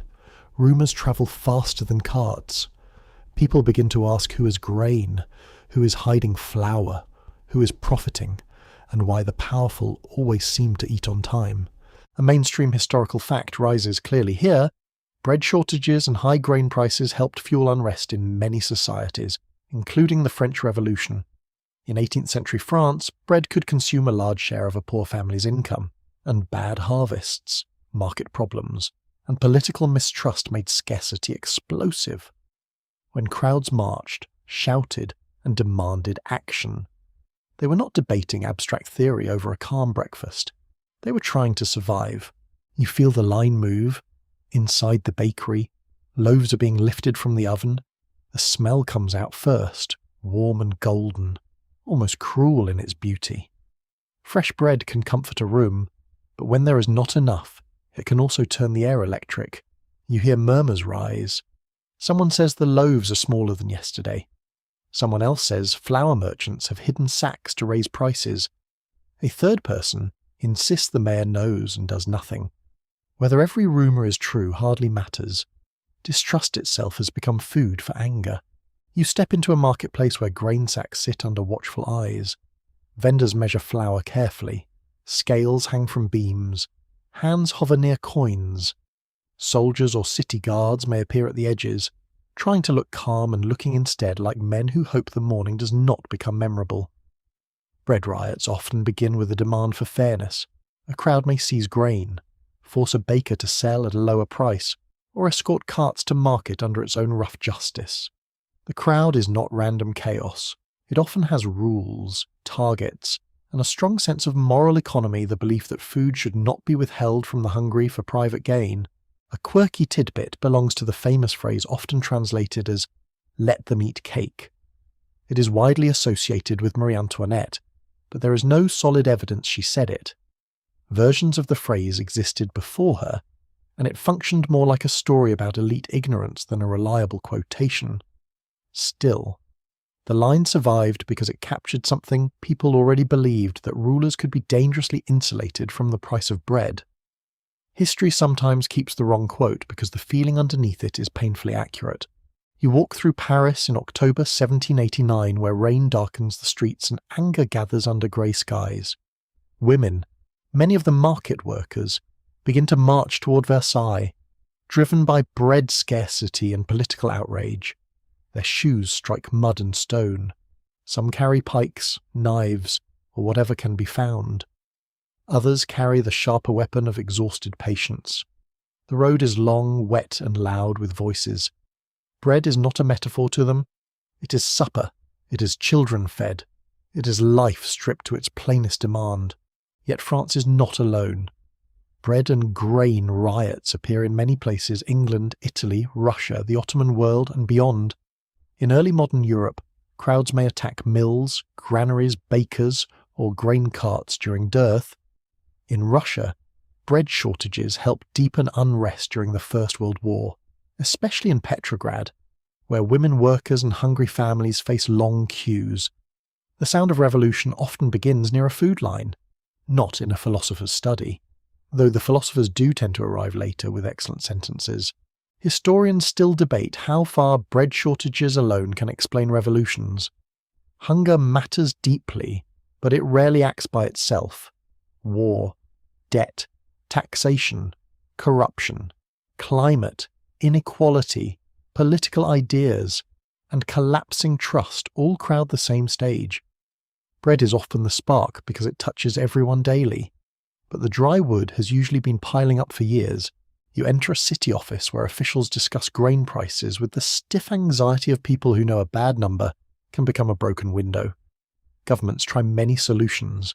They regulate bread prices, inspect weights, subsidize grain, import supplies, punish hoarding, manage public granaries, or distribute loaves. Sometimes these efforts help. Sometimes they fail. Sometimes they reveal that the state understands hunger only when hunger begins shouting outside its door. In the baker is not always the villain. He may be squeezed between high flour costs, fuel prices, rent, rules, and customers who think he's cheating them. His arms are dusted with flour. His face is drawn from lack of sleep. He lifts loaves from the oven while listening to anger build beyond the counter. Bread places him between the market and the mob, which is not an especially restful place to stand. You hold a loaf bought with nearly the last coins in your pouch. It is lighter than you hoped. The crust is pale in spots, darker in others. Steam escapes when you tear it open, and the warm smell rises into the cold street. For one moment, hunger softens. Then you count how many mouths must share it. The loaf shrinks in your imagination before anyone has eaten. That is why bread can move history. It is counted daily. It is touched daily. Its absence is visible on the table. A person may tolerate distant injustice for years, but an empty bread shelf brings politics into the stomach. When the loaf becomes too small, the world itself feels wrongly measured. Evening falls over the city, and the bakery shutters close. A few crumbs remain on the counter. Outside, voices continue in alleys, taverns, courtyards, and crowded rooms. People speak of prices, ministers, kings, wages, armies, harvests, and tomorrow's line. The smell of bread lingers, warm and fading, while anger stays awake. You walk home with your portion wrapped in cloth, holding it close against the damp air. It is only bread, and it is never only bread. It is the food of patience until patience ends. You enter the 19th century through the low thunder of machines. The floor trembles beneath your boots. Belts turn overhead. Iron gears bite and release. Steam breathes through pipes with a tired animal sigh. The air is warm with flour dust, hot metal, oil, damp wool, and the faint sour smell of grain waiting to be transformed. Outside, chimneys darken the sky. Inside, Wheat begins to lose its old roughness. This is the age when bread becomes industrial. You stand in a mill larger than any village millhouse, surrounded by rollers, elevators, sifters, and chutes. Grain pours downward in controlled streams, no longer crushed simply between stones. The new roller milling systems separate the wheat kernel more efficiently into bran, germ, and endosperm. Fine white flour appears in greater quantity, smoother and more consistent than many older stone-ground flours. The result is dazzling to consumers who have long associated pale bread with wealth, refinement, and ease. White bread has status. It looks clean. It feels soft. It suggests that someone else has done the hard work of removing the coarse bits. In a world increasingly crowded with factories, cities, railways, and shop windows, whiteness becomes a promise of progress. Not necessarily nutrition, of course. Nutrition is standing quietly at the back of the room, raising one hand, trying to be noticed. But progress has already put on a bright apron and started selling loaves. A mainstream historical fact belongs to this machinery. The spread of roller milling in the late 19th century helped make refined white flour cheaper, more available, and more uniform. Combined with the rail transport and global wheat trade, it changed bread production on a massive scale. Wheat from distant plains could reach urban mills. Flour could move through expanding markets. Bakeries could produce bread for growing city populations, with a consistency that older methods struggled to match. You touch the flour as it falls into a bin. It is soft as powder, cool against your fingertips, almost silky. It does not smell as earthy as wholemeal. It is faint, pale, obedient. The bran has been stripped away. The germ, rich but quick to spoil, is often removed too, allowing flour to store longer. This matters in a world where food must travel farther and sit longer before it is used. Shelf life becomes a quiet ruler of taste. In the city, bakeries multiply. Some remain small, with men and women working through the night in hot basement rooms. Others become larger businesses, using mechanical mixers, improved ovens, and standardized methods. Bread becomes something many urban families buy rather than bake. The smell of fresh loaves spills into streets already thick with coal smoke, horse sweat, sewage, fried onions, and rain on brick. A bakery window glows before dawn, and tired workers stop for the day's first food. You enter one of these bakehouses. The heat is close and damp. Dough rises in great tubs, its surface smooth and swollen. Mechanical mixers turn with slow force, folding flour, water, yeast, salt, and sometimes fats or sweeteners into a uniform mass. The baker's craft remains, but now it wrestles with scale. Timing, temperature, consistency, and profit all stand around the dough like supervisors with clipboards. A quirky tidbit rises from the modern loaf's future when sliced bread appears commercially in the 20th century. Some people are astonished not because slicing is impossible, but because keeping sliced bread fresh is the trick. Early machines must cut and wrap quickly to prevent drying. The phrase "the best thing since sliced bread" later becomes a monument to convenience, which is charming when you remember that the original miracle was essentially someone saving you from using a knife before coffee. Industrial bread is not born all at once. It grows through many inventions: better yeast production, steel rollers, enclosed ovens, wrapping machines, chemical knowledge, railways, and advertising. Commercial yeast offers more predictable rising than old starters. Bakers no longer depend only on the moods of local fermentation. Dough becomes faster, more controllable, less mysterious. The loaf begins to follow the clock. This change has consequences. Soft white bread becomes popular because it is affordable, mild, and easy to chew. For people escaping coarse, gritty, dark breads associated with poverty, it can feel like victory. Yet refined flour loses some nutrients found in bran and germ. As industrial diets expand, concerns grow about deficiency diseases and the health effects of over-refined foods. Bread that looks modern may not always feed the body as fully as older, less glamorous loaves. Historians still argue whether industrial bread should be seen mainly as liberation or loss. It helped feed cities, reduced some household labour, improved consistency, and made formerly elite foods widely available. It also narrowed flavour, distanced people from grain, encouraged heavy refinement, and tied daily bread to large companies and supply chains. The same soft slice can be comfort, convenience, and quiet compromise. You walk into a shop where wrapped loaves sit in neat rows. Their crusts are pale, their shapes nearly identical. No flour dust clings to them, no ash marks the base. They smell faintly sweet, yeasty, and clean. A customer presses one gently, testing softness through paper. Softness has become a selling point. Bread is no longer asked to be sturdy enough for winter. It is asked to be tender enough for sandwiches, toast, children, packed lunches, and the hurried appetite of industrial life. Advertisements promise purity, energy, modern science, and happy families. A smiling child holds a slice. A mother looks relieved, as if civilization has finally solved breakfast. The loaf is sliced, wrapped, branded, and delivered. It arrives not as the product of a visible baker, but as the product of a system. Grain fields, rail cars, mills, factories, trucks, shops, and kitchens all disappear behind the softness of the bread. You take a slice and bend it. It yields easily, almost silently. The crumb is even and pale, with tiny regular holes. It tastes mild, slightly sweet, and soft against the tongue. It does not demand chewing in the old way. It accepts butter, jam, meat, cheese, soup, or nothing at all. It is friendly, bland, and extremely good at disappearing. Outside, the city moves quickly. Workers hurry to factories. Children carry lunches wrapped in cloth or paper. Trains breathe smoke at stations. Flour dust settles on mill windows.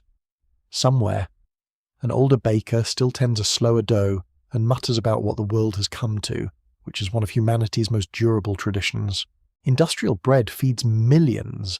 It turns wheat into a standardized promise and places that promise on shelves every morning. It is progress with a pale crust, convenience with a soft center, and a reminder that every improvement asks a quiet question. What did you gain? And what did you leave in the mill? You stand in a queue that bends around the corner before sunrise, while cold air settles into the sleeves of your coat and makes your fingers ache around a ration card. The street is grey, windows are taped, shuttered, or dim. Somewhere far away, a siren has stopped, leaving behind the kind of silence that does not feel peaceful, only tired. A cart rattles past with wooden wheels. People glance toward it, then away, conserving hope like fuel. The bakery door remains closed. The smell of bread is faint, trapped behind walls, mixed with coal smoke, damp wool, old stone, and the metallic scent of a city under strain. You hear boots scuffing the pavement. A baby fusses against someone's shoulder. A woman coughs into a scarf. No one speaks loudly. In wartime, even voices learn rationing. Bread has always mattered, but war makes its importance painfully visible. Armies need grain. Cities need loaves. Refugees need portable food. Governments need order, blockades, sieges, occupation, ruined fields, broken railways, and diverted labour all squeeze the path between harvest and table.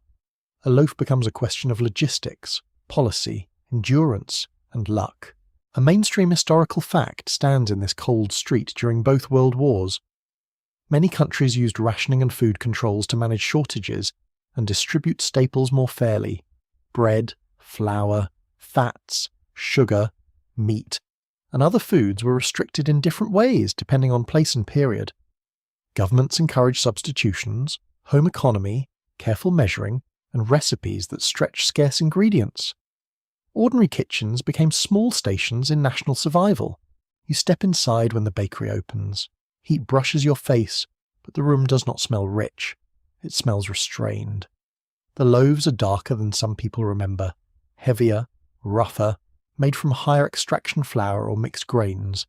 White bread, when available, may be limited or discouraged.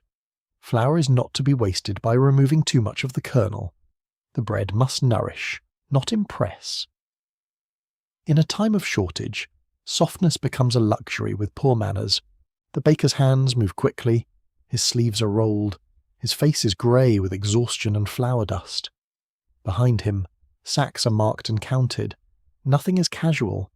Each loaf belongs to a system of coupons, weights, rules, and anxious expectation. He cuts portions, checks cards, answers complaints, and tries not to look as worried as he feels. A baker in war is not just a tradesman. He's a gatekeeper between hunger and patience. You receive a loaf wrapped in thin paper. It is warm through your gloves, and that warmth feels almost emotional. The crust is firm, the crumb is coarse, flecked with bran and substitute grains. It smells of wheat, rye, barley, perhaps potato flour, and a little sourness from fermentation pushed to do more with less. You tuck it close to your body, protecting it from rain, cold, and the accidental elbow of the person behind you. A quirky tidbit hides in wartime recipe pamphlets. Governments and newspapers often promoted breads using potatoes, oats, cornmeal, barley, or even mashed vegetables to stretch wheat flour. Some recipes sounded practical. Others sounded like the work of someone staring into an empty cupboard with patriotic determination and a terrifying level of confidence. Delicious substitute loaf is a phrase that asks to be believed very gently. In one kitchen, you watch a woman prepare dough with careful thrift.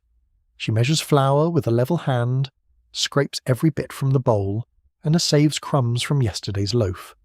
The room smells of boiled cabbage, tea leaves used once already, damp laundry, and coal smoke seeping under the door. She adds mashed potato to the dough, not for novelty, but because it helps stretch the flour and keep bread moist.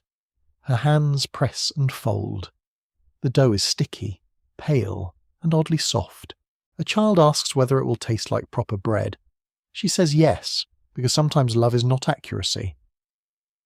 The loaf bakes in a small oven, its smell slowly filling the kitchen. When it emerges, the crust is uneven and the crumb tender in a damp way. Butter is scarce, jam thinner than memory, but the bread is warm. Everyone eats more quietly than usual. War bread can also be hard, dry, and portable. Soldiers carry biscuits, rusks, hardtack, or field bread designed to survive transport better than human morale. You hold a military biscuit in your hand. It is pale, dense, and stubborn. When tapped, it sounds less like food and more like a small piece of furniture. It can be soaked in tea, soup, coffee, or stew to make it chewable. Alone, it offers the jaw a personal challenge. In trenches and camps, bread arrives late, stale, mouldy, or precious. It may be sliced with a pocket knife, shared among men who are too tired to joke, or traded for tobacco, socks, or a favour. The smell of bread in such places mingles with mud, oil, smoke, wet wool, fear, and unwashed bodies. A fresh loaf can become a miracle simply because it reminds people that kitchens still exist somewhere. Historians still argue about how rationing affected health and morale in different countries. In some places, strict controls and whole grain policies improve certain aspects of nutrition by forcing more balanced distribution. In others, scarcity, inequality, black markets, occupation, or siege produce severe hunger and trauma. Rationing can sound orderly in official records, but lived experience depends on class, geography, enforcement, and how close the bombs fall. You enter a besieged city, and the air changes. Flour becomes rarer, bread grows darker, smaller, stranger. People grind whatever can be ground bran, husks, peas, acorns, chestnuts, sawdust in desperate rumours or extreme cases, and other fillers that turn bread into the last defence against starvation. The bakery queue becomes a place of fear. A loaf may be weighed in trembling hands, carried home beneath a coat, sliced thinner than seems possible. The atmosphere is heavy with smoke, cold, and grief held behind closed mouths. Yet even here, bread remains ritual. A person still sets it on the table. A parent still gives the softer piece to a child. Crumbs are swept into a palm, not brushed away. Nothing edible is allowed to vanish unnoticed. Hunger teaches reverence without poetry. You return to a rationed household at evening, curtains are drawn, A small lamp glows. The loaf sits in the centre of the table, already partly cut. The knife moves slowly, measuring tomorrow while feeding tonight. Soup waits in bowls, thin but hot. Each slice is dipped, softened, swallowed. Conversation drifts from news to neighbours to weather to the rumour of oranges at a shop 2 streets away. Hope, like bread, is divided carefully. War reduces the loaf, but it enlarges its meaning. Bread becomes discipline, memory, fairness, resentment, comfort, propaganda, and proof that the day has not entirely failed. It is counted by officials, stretched by cooks, protected by children, dreamed of by soldiers, and blessed by anyone who has stood too long in a cold line. You press the last crust between your fingers. It is rough, dry, and still warm at the centre. Outside, the night holds its breath. Inside, the table is quiet. The bread is smaller than peace, but for now, it is enough. You place both hands into a bowl of dough and feel the quiet science of bread begin under your fingers. At first, it is only flour and water, a pale, uneven mass that clings to your skin like it has formed an emotional attachment. It is cool, sticky, and a little stubborn. The room is warm. The air smells of grain, wood, a clean cloth laid over the table, and the faint tang of yesterday's ferment resting in a jar nearby. There is no microscope on the table, no laboratory coat, no neat labels explaining what is happening, yet the dough is already full of invisible activity. Bread science begins long before anyone can name molecules, enzymes, yeast cells, lactic acid bacteria, or gluten networks. Bakers learn by touch, smell, time, heat, sound, and failure. Especially failure. Bread is a patient teacher, but it does enjoy embarrassing the overconfident. You press your fingers deeper. Flour hydrates as water seeps into starches and proteins. The rough mixture begins to smooth. When wheat flour meets water, 2 main proteins, glutenin and gliadin, combine through mixing and kneading to form gluten. This elastic network traps gases produced during fermentation, allowing dough to stretch and rise. That is a mainstream fact at the heart of leavened bread. Gluten gives wheat dough its remarkable ability to hold shape while filling with air. You fold the dough over itself and push with the heel of your hand. It resists, then yields. Again. Fold. Press. Turn. Fold. Press. Turn.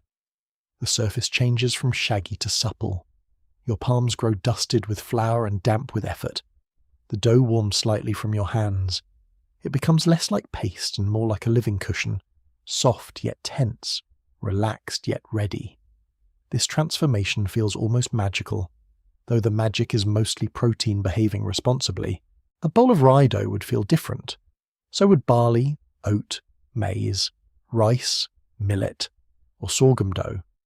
Wheat is unusual because its gluten structure can hold expanding gas so well. Other grains feed people beautifully, but they often require different methods: flatbreads, porridges, steamed cakes, griddled rounds, fermented batters, or dense loaves. Bread science is never one universal rule. It is a conversation between grain and technique. You add a bit of starter to another dough. It smells sour, fruity, yeasty, and faintly alcoholic, like a tiny old tavern living in a jar. A sourdough starter is a community of wild yeasts and bacteria maintained with flour and water. The yeasts produce carbon dioxide and alcohol. The bacteria produce acids that shape flavour, texture, and preservation. People use such fermenting cultures for centuries without understanding the microbes inside them. They only knew that a healthy starter made better bread, and an unhealthy starter smelled like a warning from the underworld. Fermentation changes time into flavour. You cover the bowl and wait. The dough rests beneath cloth, slowly swelling. Tiny bubbles gather under the surface. The smell deepens from raw flour to something warmer, sharper, and more complex. Touch it gently and it trembles with trapped gas. Press a finger into it, and the indentation slowly fills or holds depending on its readiness. Bakers learn these signs like weather. A quirky tidbit belongs to the sounds of fermentation. In a very active dough, especially close to your ear, You may hear tiny pops and faint crackles as bubbles form and break. Some bakers jokingly say the dough is singing. It is not a grand opera, more like a sleepy microbial choir with excellent timing. Still, the sound reminds you that bread is never completely still while it rises. You shape the dough on a floured surface. The table feels smooth beneath a dusting of flour. You stretch the dough gently, fold edges inward, build tension across the top, then turn its seam side down. The loaf sits round and quiet, but inside it, carbon dioxide continues to expand. Salt strengthens the dough and slows fermentation. Water controls texture. Temperature governs speed. Time decides depth. A loaf is less a recipe than a climate you create with your hands. Historians and food scholars still debate when humans first learned to intentionally control leavening, rather than simply benefiting from accidental fermentation. Ancient bakers certainly understood old dough, warm places, and repeatable methods. But the line between accident, habit, and deliberate science is hard to draw. A rising dough leaves fewer records than a king, which is unfair, since the dough was probably more useful. Then comes heat. You open an oven and feel the rush against your face, hot enough to make your eyelashes reconsider their future. The loaf slides onto stone. For a little while, it rises quickly in the oven, a burst called oven spring. Gases expand. Water turns to steam. Yeast works briefly, then dies as the temperature climbs. The crust begins to set. Starches gelatinize. Proteins firm. The loaf becomes architecture. The smell changes minute by minute. Raw dough gives way to warm grain. Warm grain becomes toasted crust. Sugars and amino acids react through browning, building the flavor of a golden surface. This is the Maillard reaction.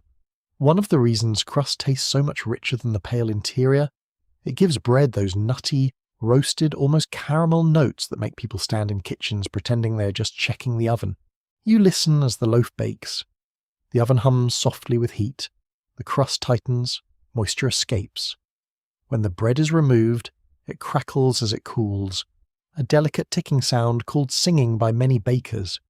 You place it on a rack, and the room fills with the smell of completion toasted wheat, steam, sourness, warmth, and patience finally made visible. Cut too soon, and the crumb may gum under the knife. Waiting matters.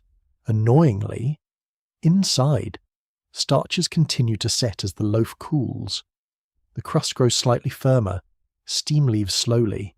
You rest your hand above it and feel warmth rising into your palm. It is hard not to tear it open immediately.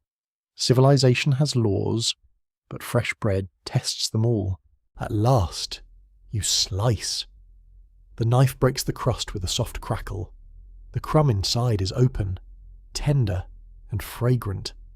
Tiny holes show where gas once stretched the dough. The texture springs lightly beneath your fingertip. You taste the first piece plain.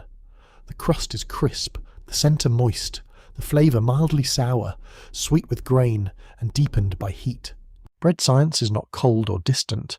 It lives in touch, smell, patience, and repeated mistakes.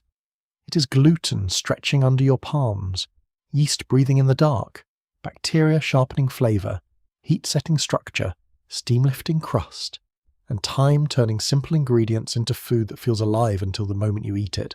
You brush flour from your fingers and listen to the loaf cooling in the quiet room. Tiny crackles fade into silence. The science has done its work softly, hidden inside the oldest comfort of all warm bread broken by hand. You wander into a modern city just as morning lifts its pale face over glass towers, apartment balconies, tangled power lines, and old stone streets that have somehow survived everyone's plans to improve them. The air is not one air. It changes from corner to corner, drifting from diesel and rainwater to coffee steam, frying oil, cardamom, wet pavement, and bread. Bread is still everywhere, though it no longer belongs to one rhythm. It waits in plastic bags on supermarket shelves. It steams from baskets at street stalls. It leans in dark, crusty rows behind bakery windows. It puffs on griddles, rises in ovens, ferments in buckets, travels in delivery vans, and sits half forgotten on office desks beside cold coffee and optimism that did not survive Monday. You begin in Paris, because of course you do. If a city has spent centuries being dramatic about flour, it deserves a moment. The bakery window glows amber in the early light.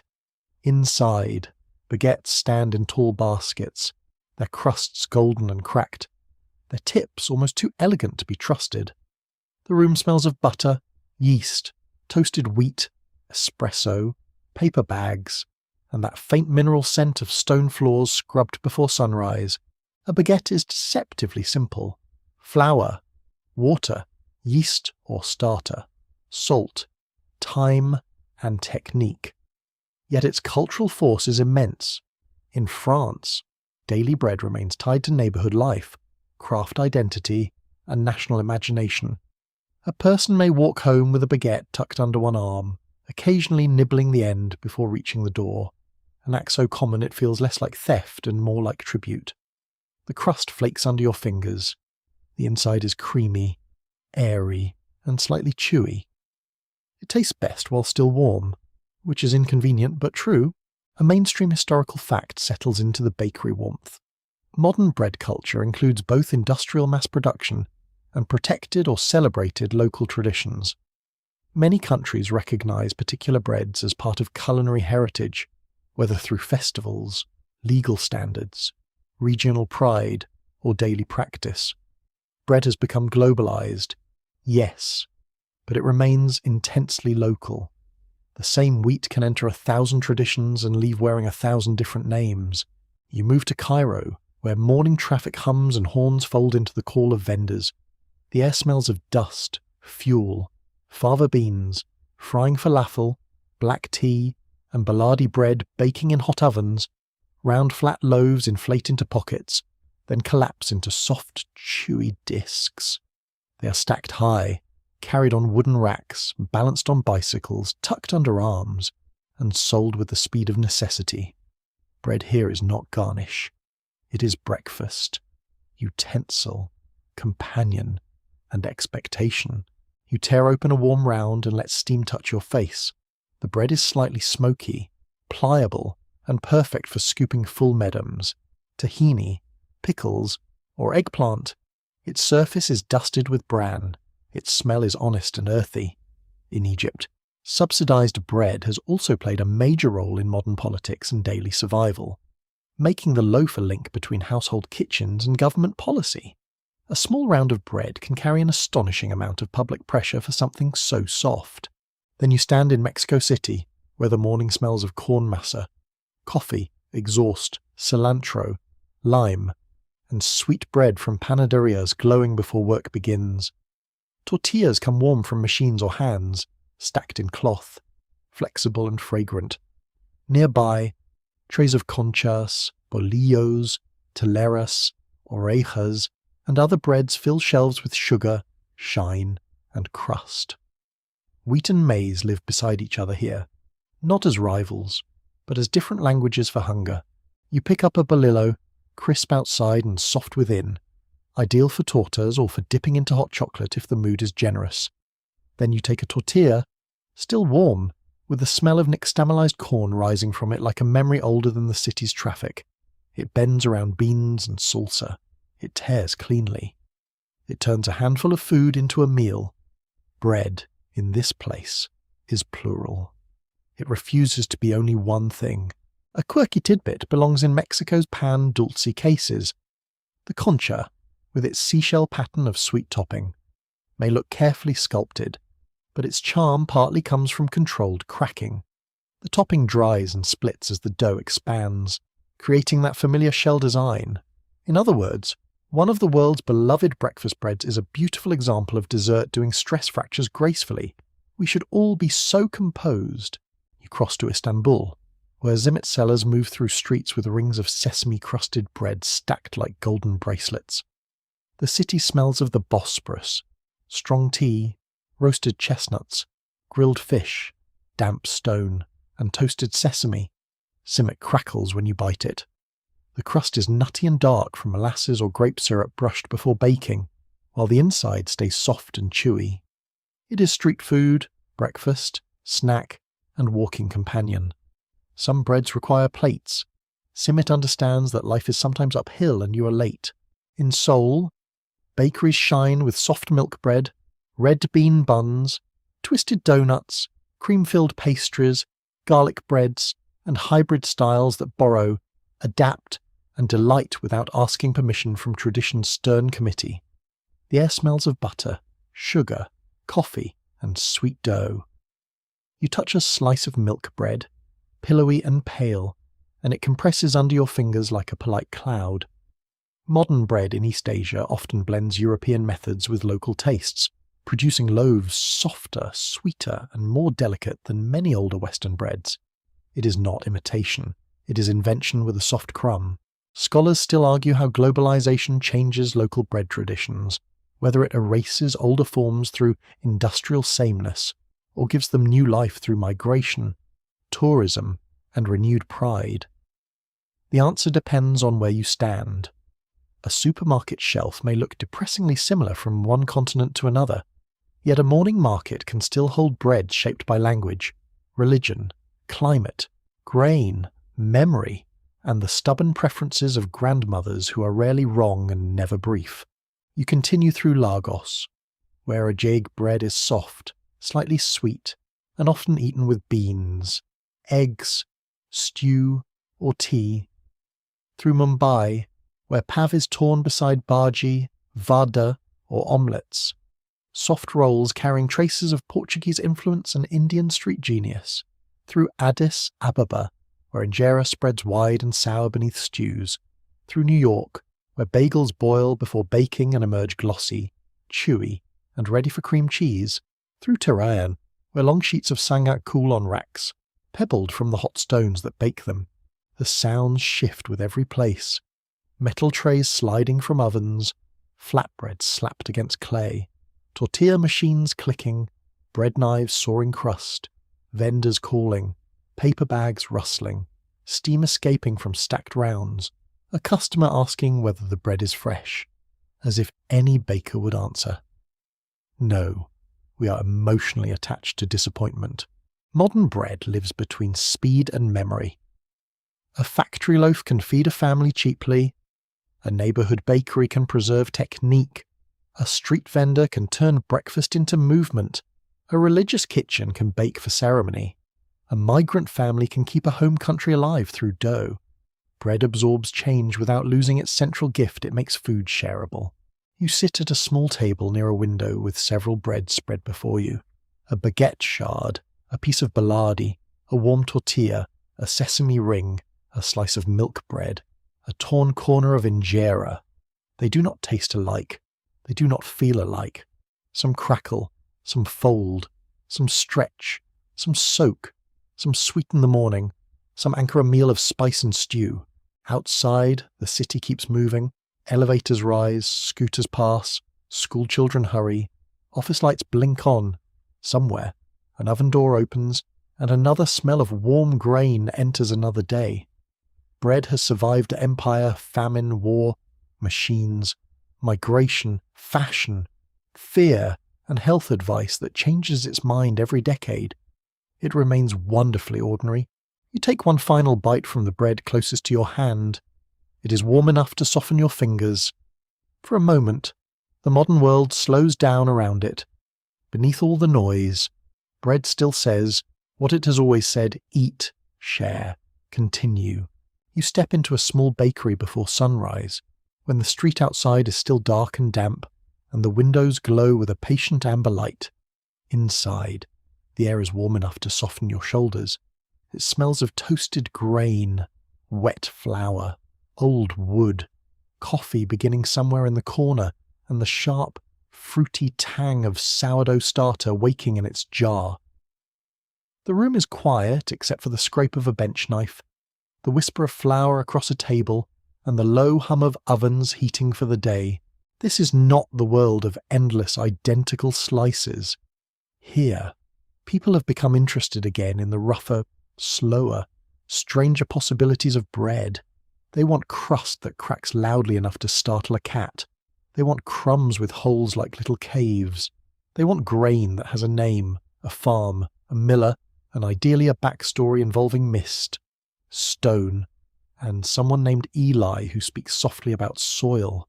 You stand beside a baker who lifts the lid from a jar. The starter inside bubbles gently, alive with yeast and bacteria. It smells sour, sweet, and faintly alcoholic, like apples, yogurt, and warm grain having a private conversation. The baker feeds it with flour and water, stirring until the mixture thickens. A few bubbles rise to the surface. Nothing dramatic happens, which is how you know it is real life and not a cooking show with suspiciously cheerful music. A mainstream historical fact shapes this revival. Many modern artisan bakers have returned to long fermentation, sourdough methods, stone-milled flour, and regional or heritage grains as a response to industrial bread's uniformity. This movement values flavour, texture, digestibility, craft, and connection to farming. It is not simply nostalgia, though nostalgia definitely has flour on its shirt. It is also a practical search for bread with more character. You touch a bowl of dough made with freshly milled whole wheat. It feels warmer and rougher than refined white dough, speckled with bran and germ. The smell is fuller, grassy and nutty, with a faint sweetness. Fresh flour behaves differently because it contains oils, minerals, enzymes, and textures that make dough lively but sometimes unpredictable. The baker watches it closely, adjusting water by feel. Recipes help, but hands decide. On a nearby shelf sit bags labelled with names that sound ancient and slightly enchanted: einkorn, emmer, spelt, khorasan, rye, buckwheat, barley, millet. Some are true ancient wheats, some are heritage varieties, some are not wheat at all, but join the bakery because the modern appetite has become curious. These grains do not all behave like strong bread wheat. Einkorn can be delicate and sticky. Spelt stretches easily but may weaken if overworked. Rye brings sour depth and density. Buckwheat offers earthiness without gluten. Each grain asks for its own manners.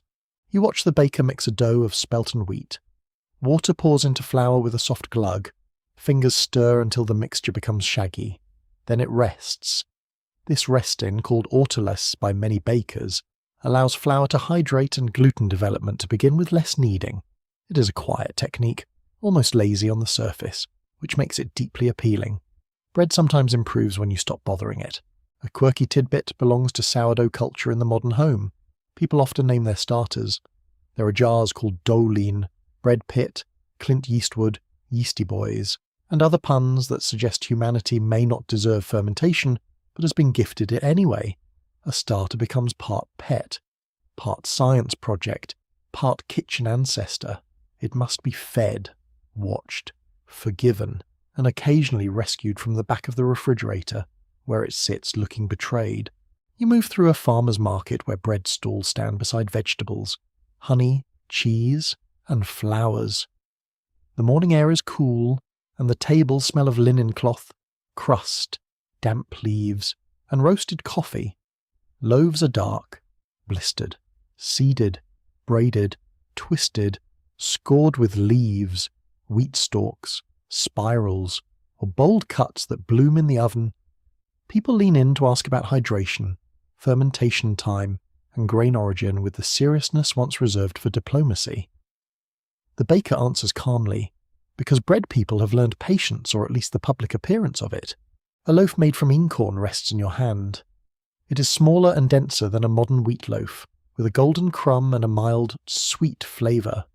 You tear a piece from a rye sourdough, darker and moist, with a tang that lingers.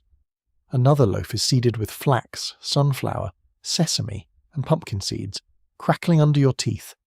These breads do not vanish quickly in the mouth. They ask to be chewed. They announce grain, fermentation, crust, and time. Historians still argue whether today's enthusiasm for ancient grains reflects genuine continuity with the past, or a modern reinvention shaped by wellness culture, environmental concern, and culinary fashion. The grains may indeed be old, but the way people talk about them is often very new. A medieval peasant eating coarse bread from necessity might be confused to see someone pay extra for rustic density and then photograph it near a linen napkin. Still, reinvention is not false. It is how traditions keep breathing. Artisan bread also raises questions about access. Slow-fermented loaves can be beautiful, nourishing, and deeply satisfying. But they often cost more because they require skilled labour, better flour, longer time, and smaller scale production. The revival can reconnect people with craft, yet it can also turn old staples into luxury objects. Bread has always lived between necessity and status. The modern rustic loaf simply wears that tension, with a very handsome crust. You step into a stone mill, where the sound is lower and more intimate than a steel roller mill. Grain pours between stones with a soft hiss and emerges as warm, fragrant flour. The room smells a live bran. Oil, dust, wood, earth. The miller checks texture between finger and thumb, feeling for fineness. Stone milling keeps more of the whole grain together, creating flour with deeper flavour and shorter shelf life. It asks for freshness. It asks for relationship. It asks, very politely, that you stop treating flour like anonymous white dust. In a community-supported bakery, you see another shape of the revival. Bakers know farmers by name. Customers subscribe to weekly loaves. Workshops teach people how to mix, fold, ferment, shape, and bake. Children press seeds into dough. Older people remember breads from childhood. Immigrants bring methods from other countries and mix them with local flour. The bakery becomes a social space again, not just a place of purchase. You return to the bench as the first loaves are loaded into the oven. The shaped dough rests in baskets lined with cloth, their surfaces dusted with flour. The baker turns one onto a peel and scores it with a swift blade. The cut opens like a sleeping eye. Steam hisses into the oven. Heat surges. The loaf lifts, expands, and darkens. The crust blisters. The smell becomes almost overwhelming caramel, toast, sourness, roasted nuts, warmed stone. When the bread comes out, it crackles as it cools. You wait, because the baker watches you with the stern compassion of someone protecting crumb structure. At last, the knife breaks through the crust. The inside is glossy and open, with uneven holes and a gentle sheen. You taste it plain. The crust is bitter at the edge in the best way, the crumbs sweet and sour, the grain full and lingering. This revival is not a return to some perfect lost past. The past had hunger, grit, mould, bad harvests, and bread that could chip a tooth with enthusiasm. The revival is more like a conversation across time. Modern bakers borrow old grains, old ferments, old stones, and old patience, then combine them with new knowledge, new ovens, and new desires. You stand in the bakery doorway as morning finally reaches the street. People begin to arrive, drawn by warmth and smell. Each loaf on the shelf is a small argument for slowness in a hurried world. Not everyone will choose it. Not everyone can. But for those who do, the bread offers something beyond flavour. It offers attention. You hold a warm loaf against your coat and feel the crust press through the paper. Outside, the city wakes in buses, footsteps, bicycles, phones, and rain tapping lightly on awnings. Inside the bread, grain, water, salt, microbes, hands, and time have come together without needing to shout. That may be the quiet luxury people are really seeking, not just ancient grain, not just sourdough tang, but the feeling that something was allowed to become itself slowly. You step into a field that looks ordinary at first, which is how the future often disguises itself. The soil is dry beneath your shoes. Wind moves through rows of grain with a soft brushing sound, like pages turning in a book no one has finished writing.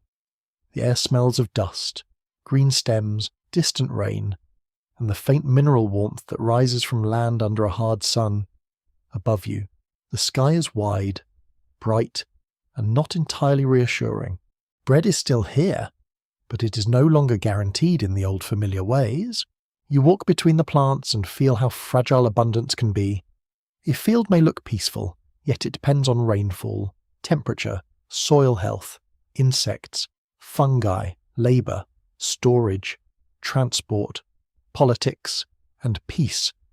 Bread has always been tied to weather, but in a warming world, weather is becoming less predictable.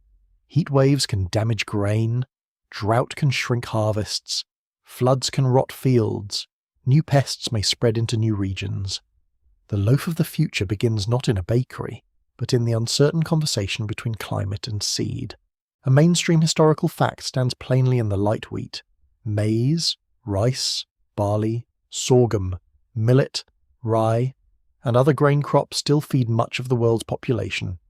Bread and bread-like foods remain daily staples for billions of people, from supermarket sandwich slices to village flatbreads, from steamed buns to tortillas, from sourdough loaves to fermented batters. The form changes, but the dependence continues. Human civilization is still, in many ways, balanced on grain. You touch a wheat head between your fingers. The awns are fine and sharp. The kernels are still soft, not ready for harvest. Plant breeders study fields like this with a patience that is almost monastic, though with more spreadsheets. They look for varieties that can survive heat, resist disease, use water efficiently, tolerate salty soils, and still produce grain people want to eat. The future loaf may depend on these quiet choices: which seed is saved, which trait is strengthened, which farmer can afford to plant what comes next.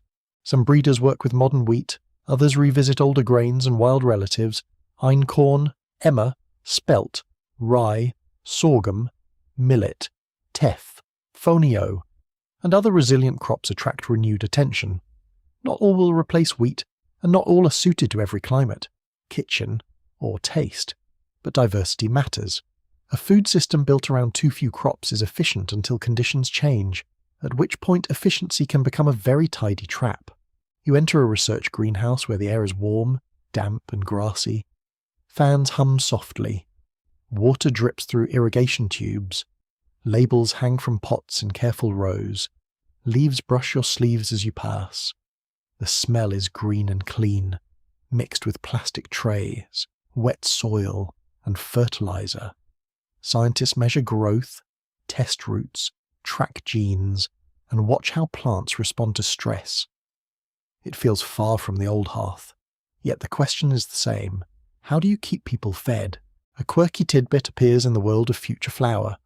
Researchers and food innovators have experimented with making bread from unusual ingredients such as algae, insect protein, spent brewing grain, lab-grown proteins, and flour made from pulses or vegetable fibers. Some ideas are practical, some are clever, some sound like they were invented by someone who looked at a loaf and thought, good, but what if it frightened everyone slightly? Still, necessity has always expanded the recipe box. You walk into a modern bakery working with climate-conscious ingredients. The room smells familiar and unfamiliar at once. There is sourdough tang, toasted grain, and hot crust, but also chickpea flour, buckwheat, fermented legumes, seaweed powder, and spent grains from a nearby brewery. Doughs rest in tubs labelled by hydration and blend. Some are pale and elastic, others are dark, sticky, or speckled. The bakers move carefully, testing what each mixture can bear. Bread, for all its ancient dignity, can be surprisingly adaptable. Add more water, ferment longer, toast seeds, blend grains. Steam rather than bake. Flatten rather than rise. Wrap rather than slice. What fails as a tall loaf may succeed as a flatbread. What crumbles alone may become delicious with wheat or starch. What seems strange in one generation may become comfort food in another. Taste is conservative until hunger, fashion, or childhood memory teaches it otherwise. Historians still argue whether the future of bread will be shaped more by technology, tradition, or crisis. Some believe science will create resilient crops, efficient fermentation, better nutrition, and lower waste production. Others emphasize local knowledge, seed diversity, regional grains, and older practices suited to particular climates. A less cheerful view notes that famine, war, and inequality may force changes long before ideal solutions arrive. The future loaf may be engineered, revived, rationed, artisanal, factory-made, or all of these at once. You pass through a large commercial bakery where robotics and sensors guide production. Conveyor belts move pale dough under lights. Machines divide, shape, proof, bake, cool, slice, and wrap with smooth repetition.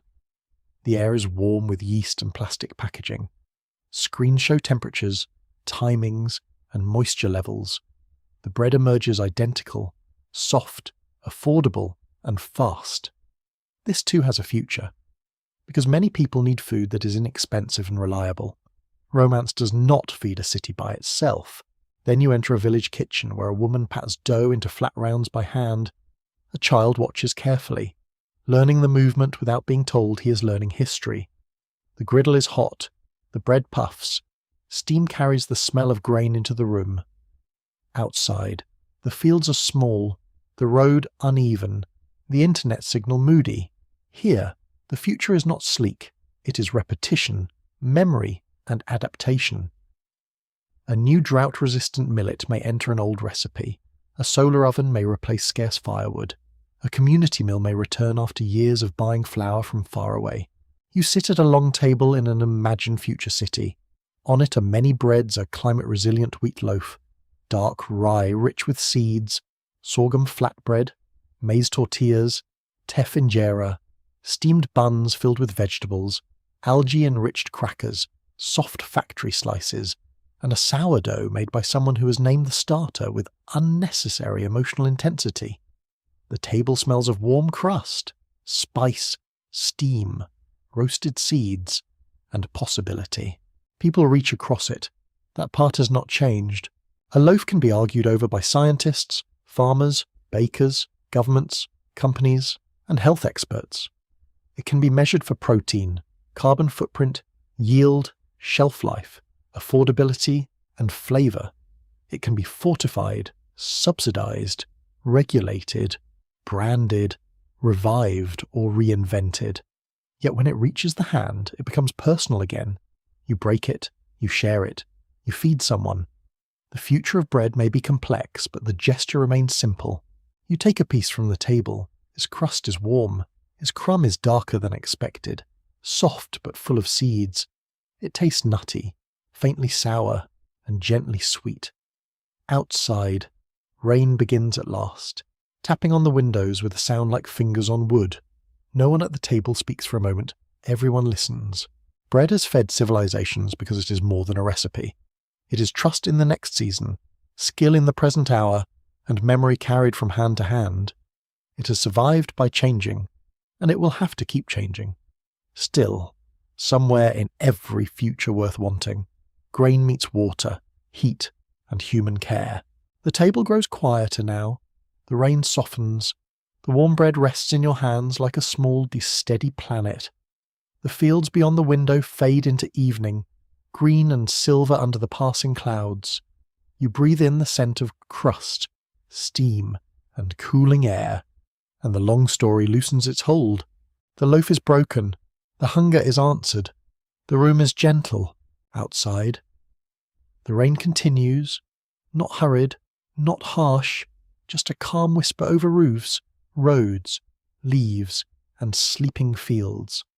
The ovens go dark one by one. Flour settles. Hands are washed.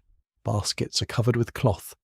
Somewhere, a starter bubbles quietly in its jar, waiting without worry. Somewhere, a child dreams with a full stomach.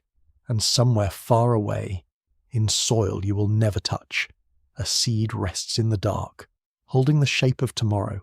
Let the table fade. Let the fields fade. Let the warm scent of bread drift softly through the room until it is only comfort, only breath, only sleep.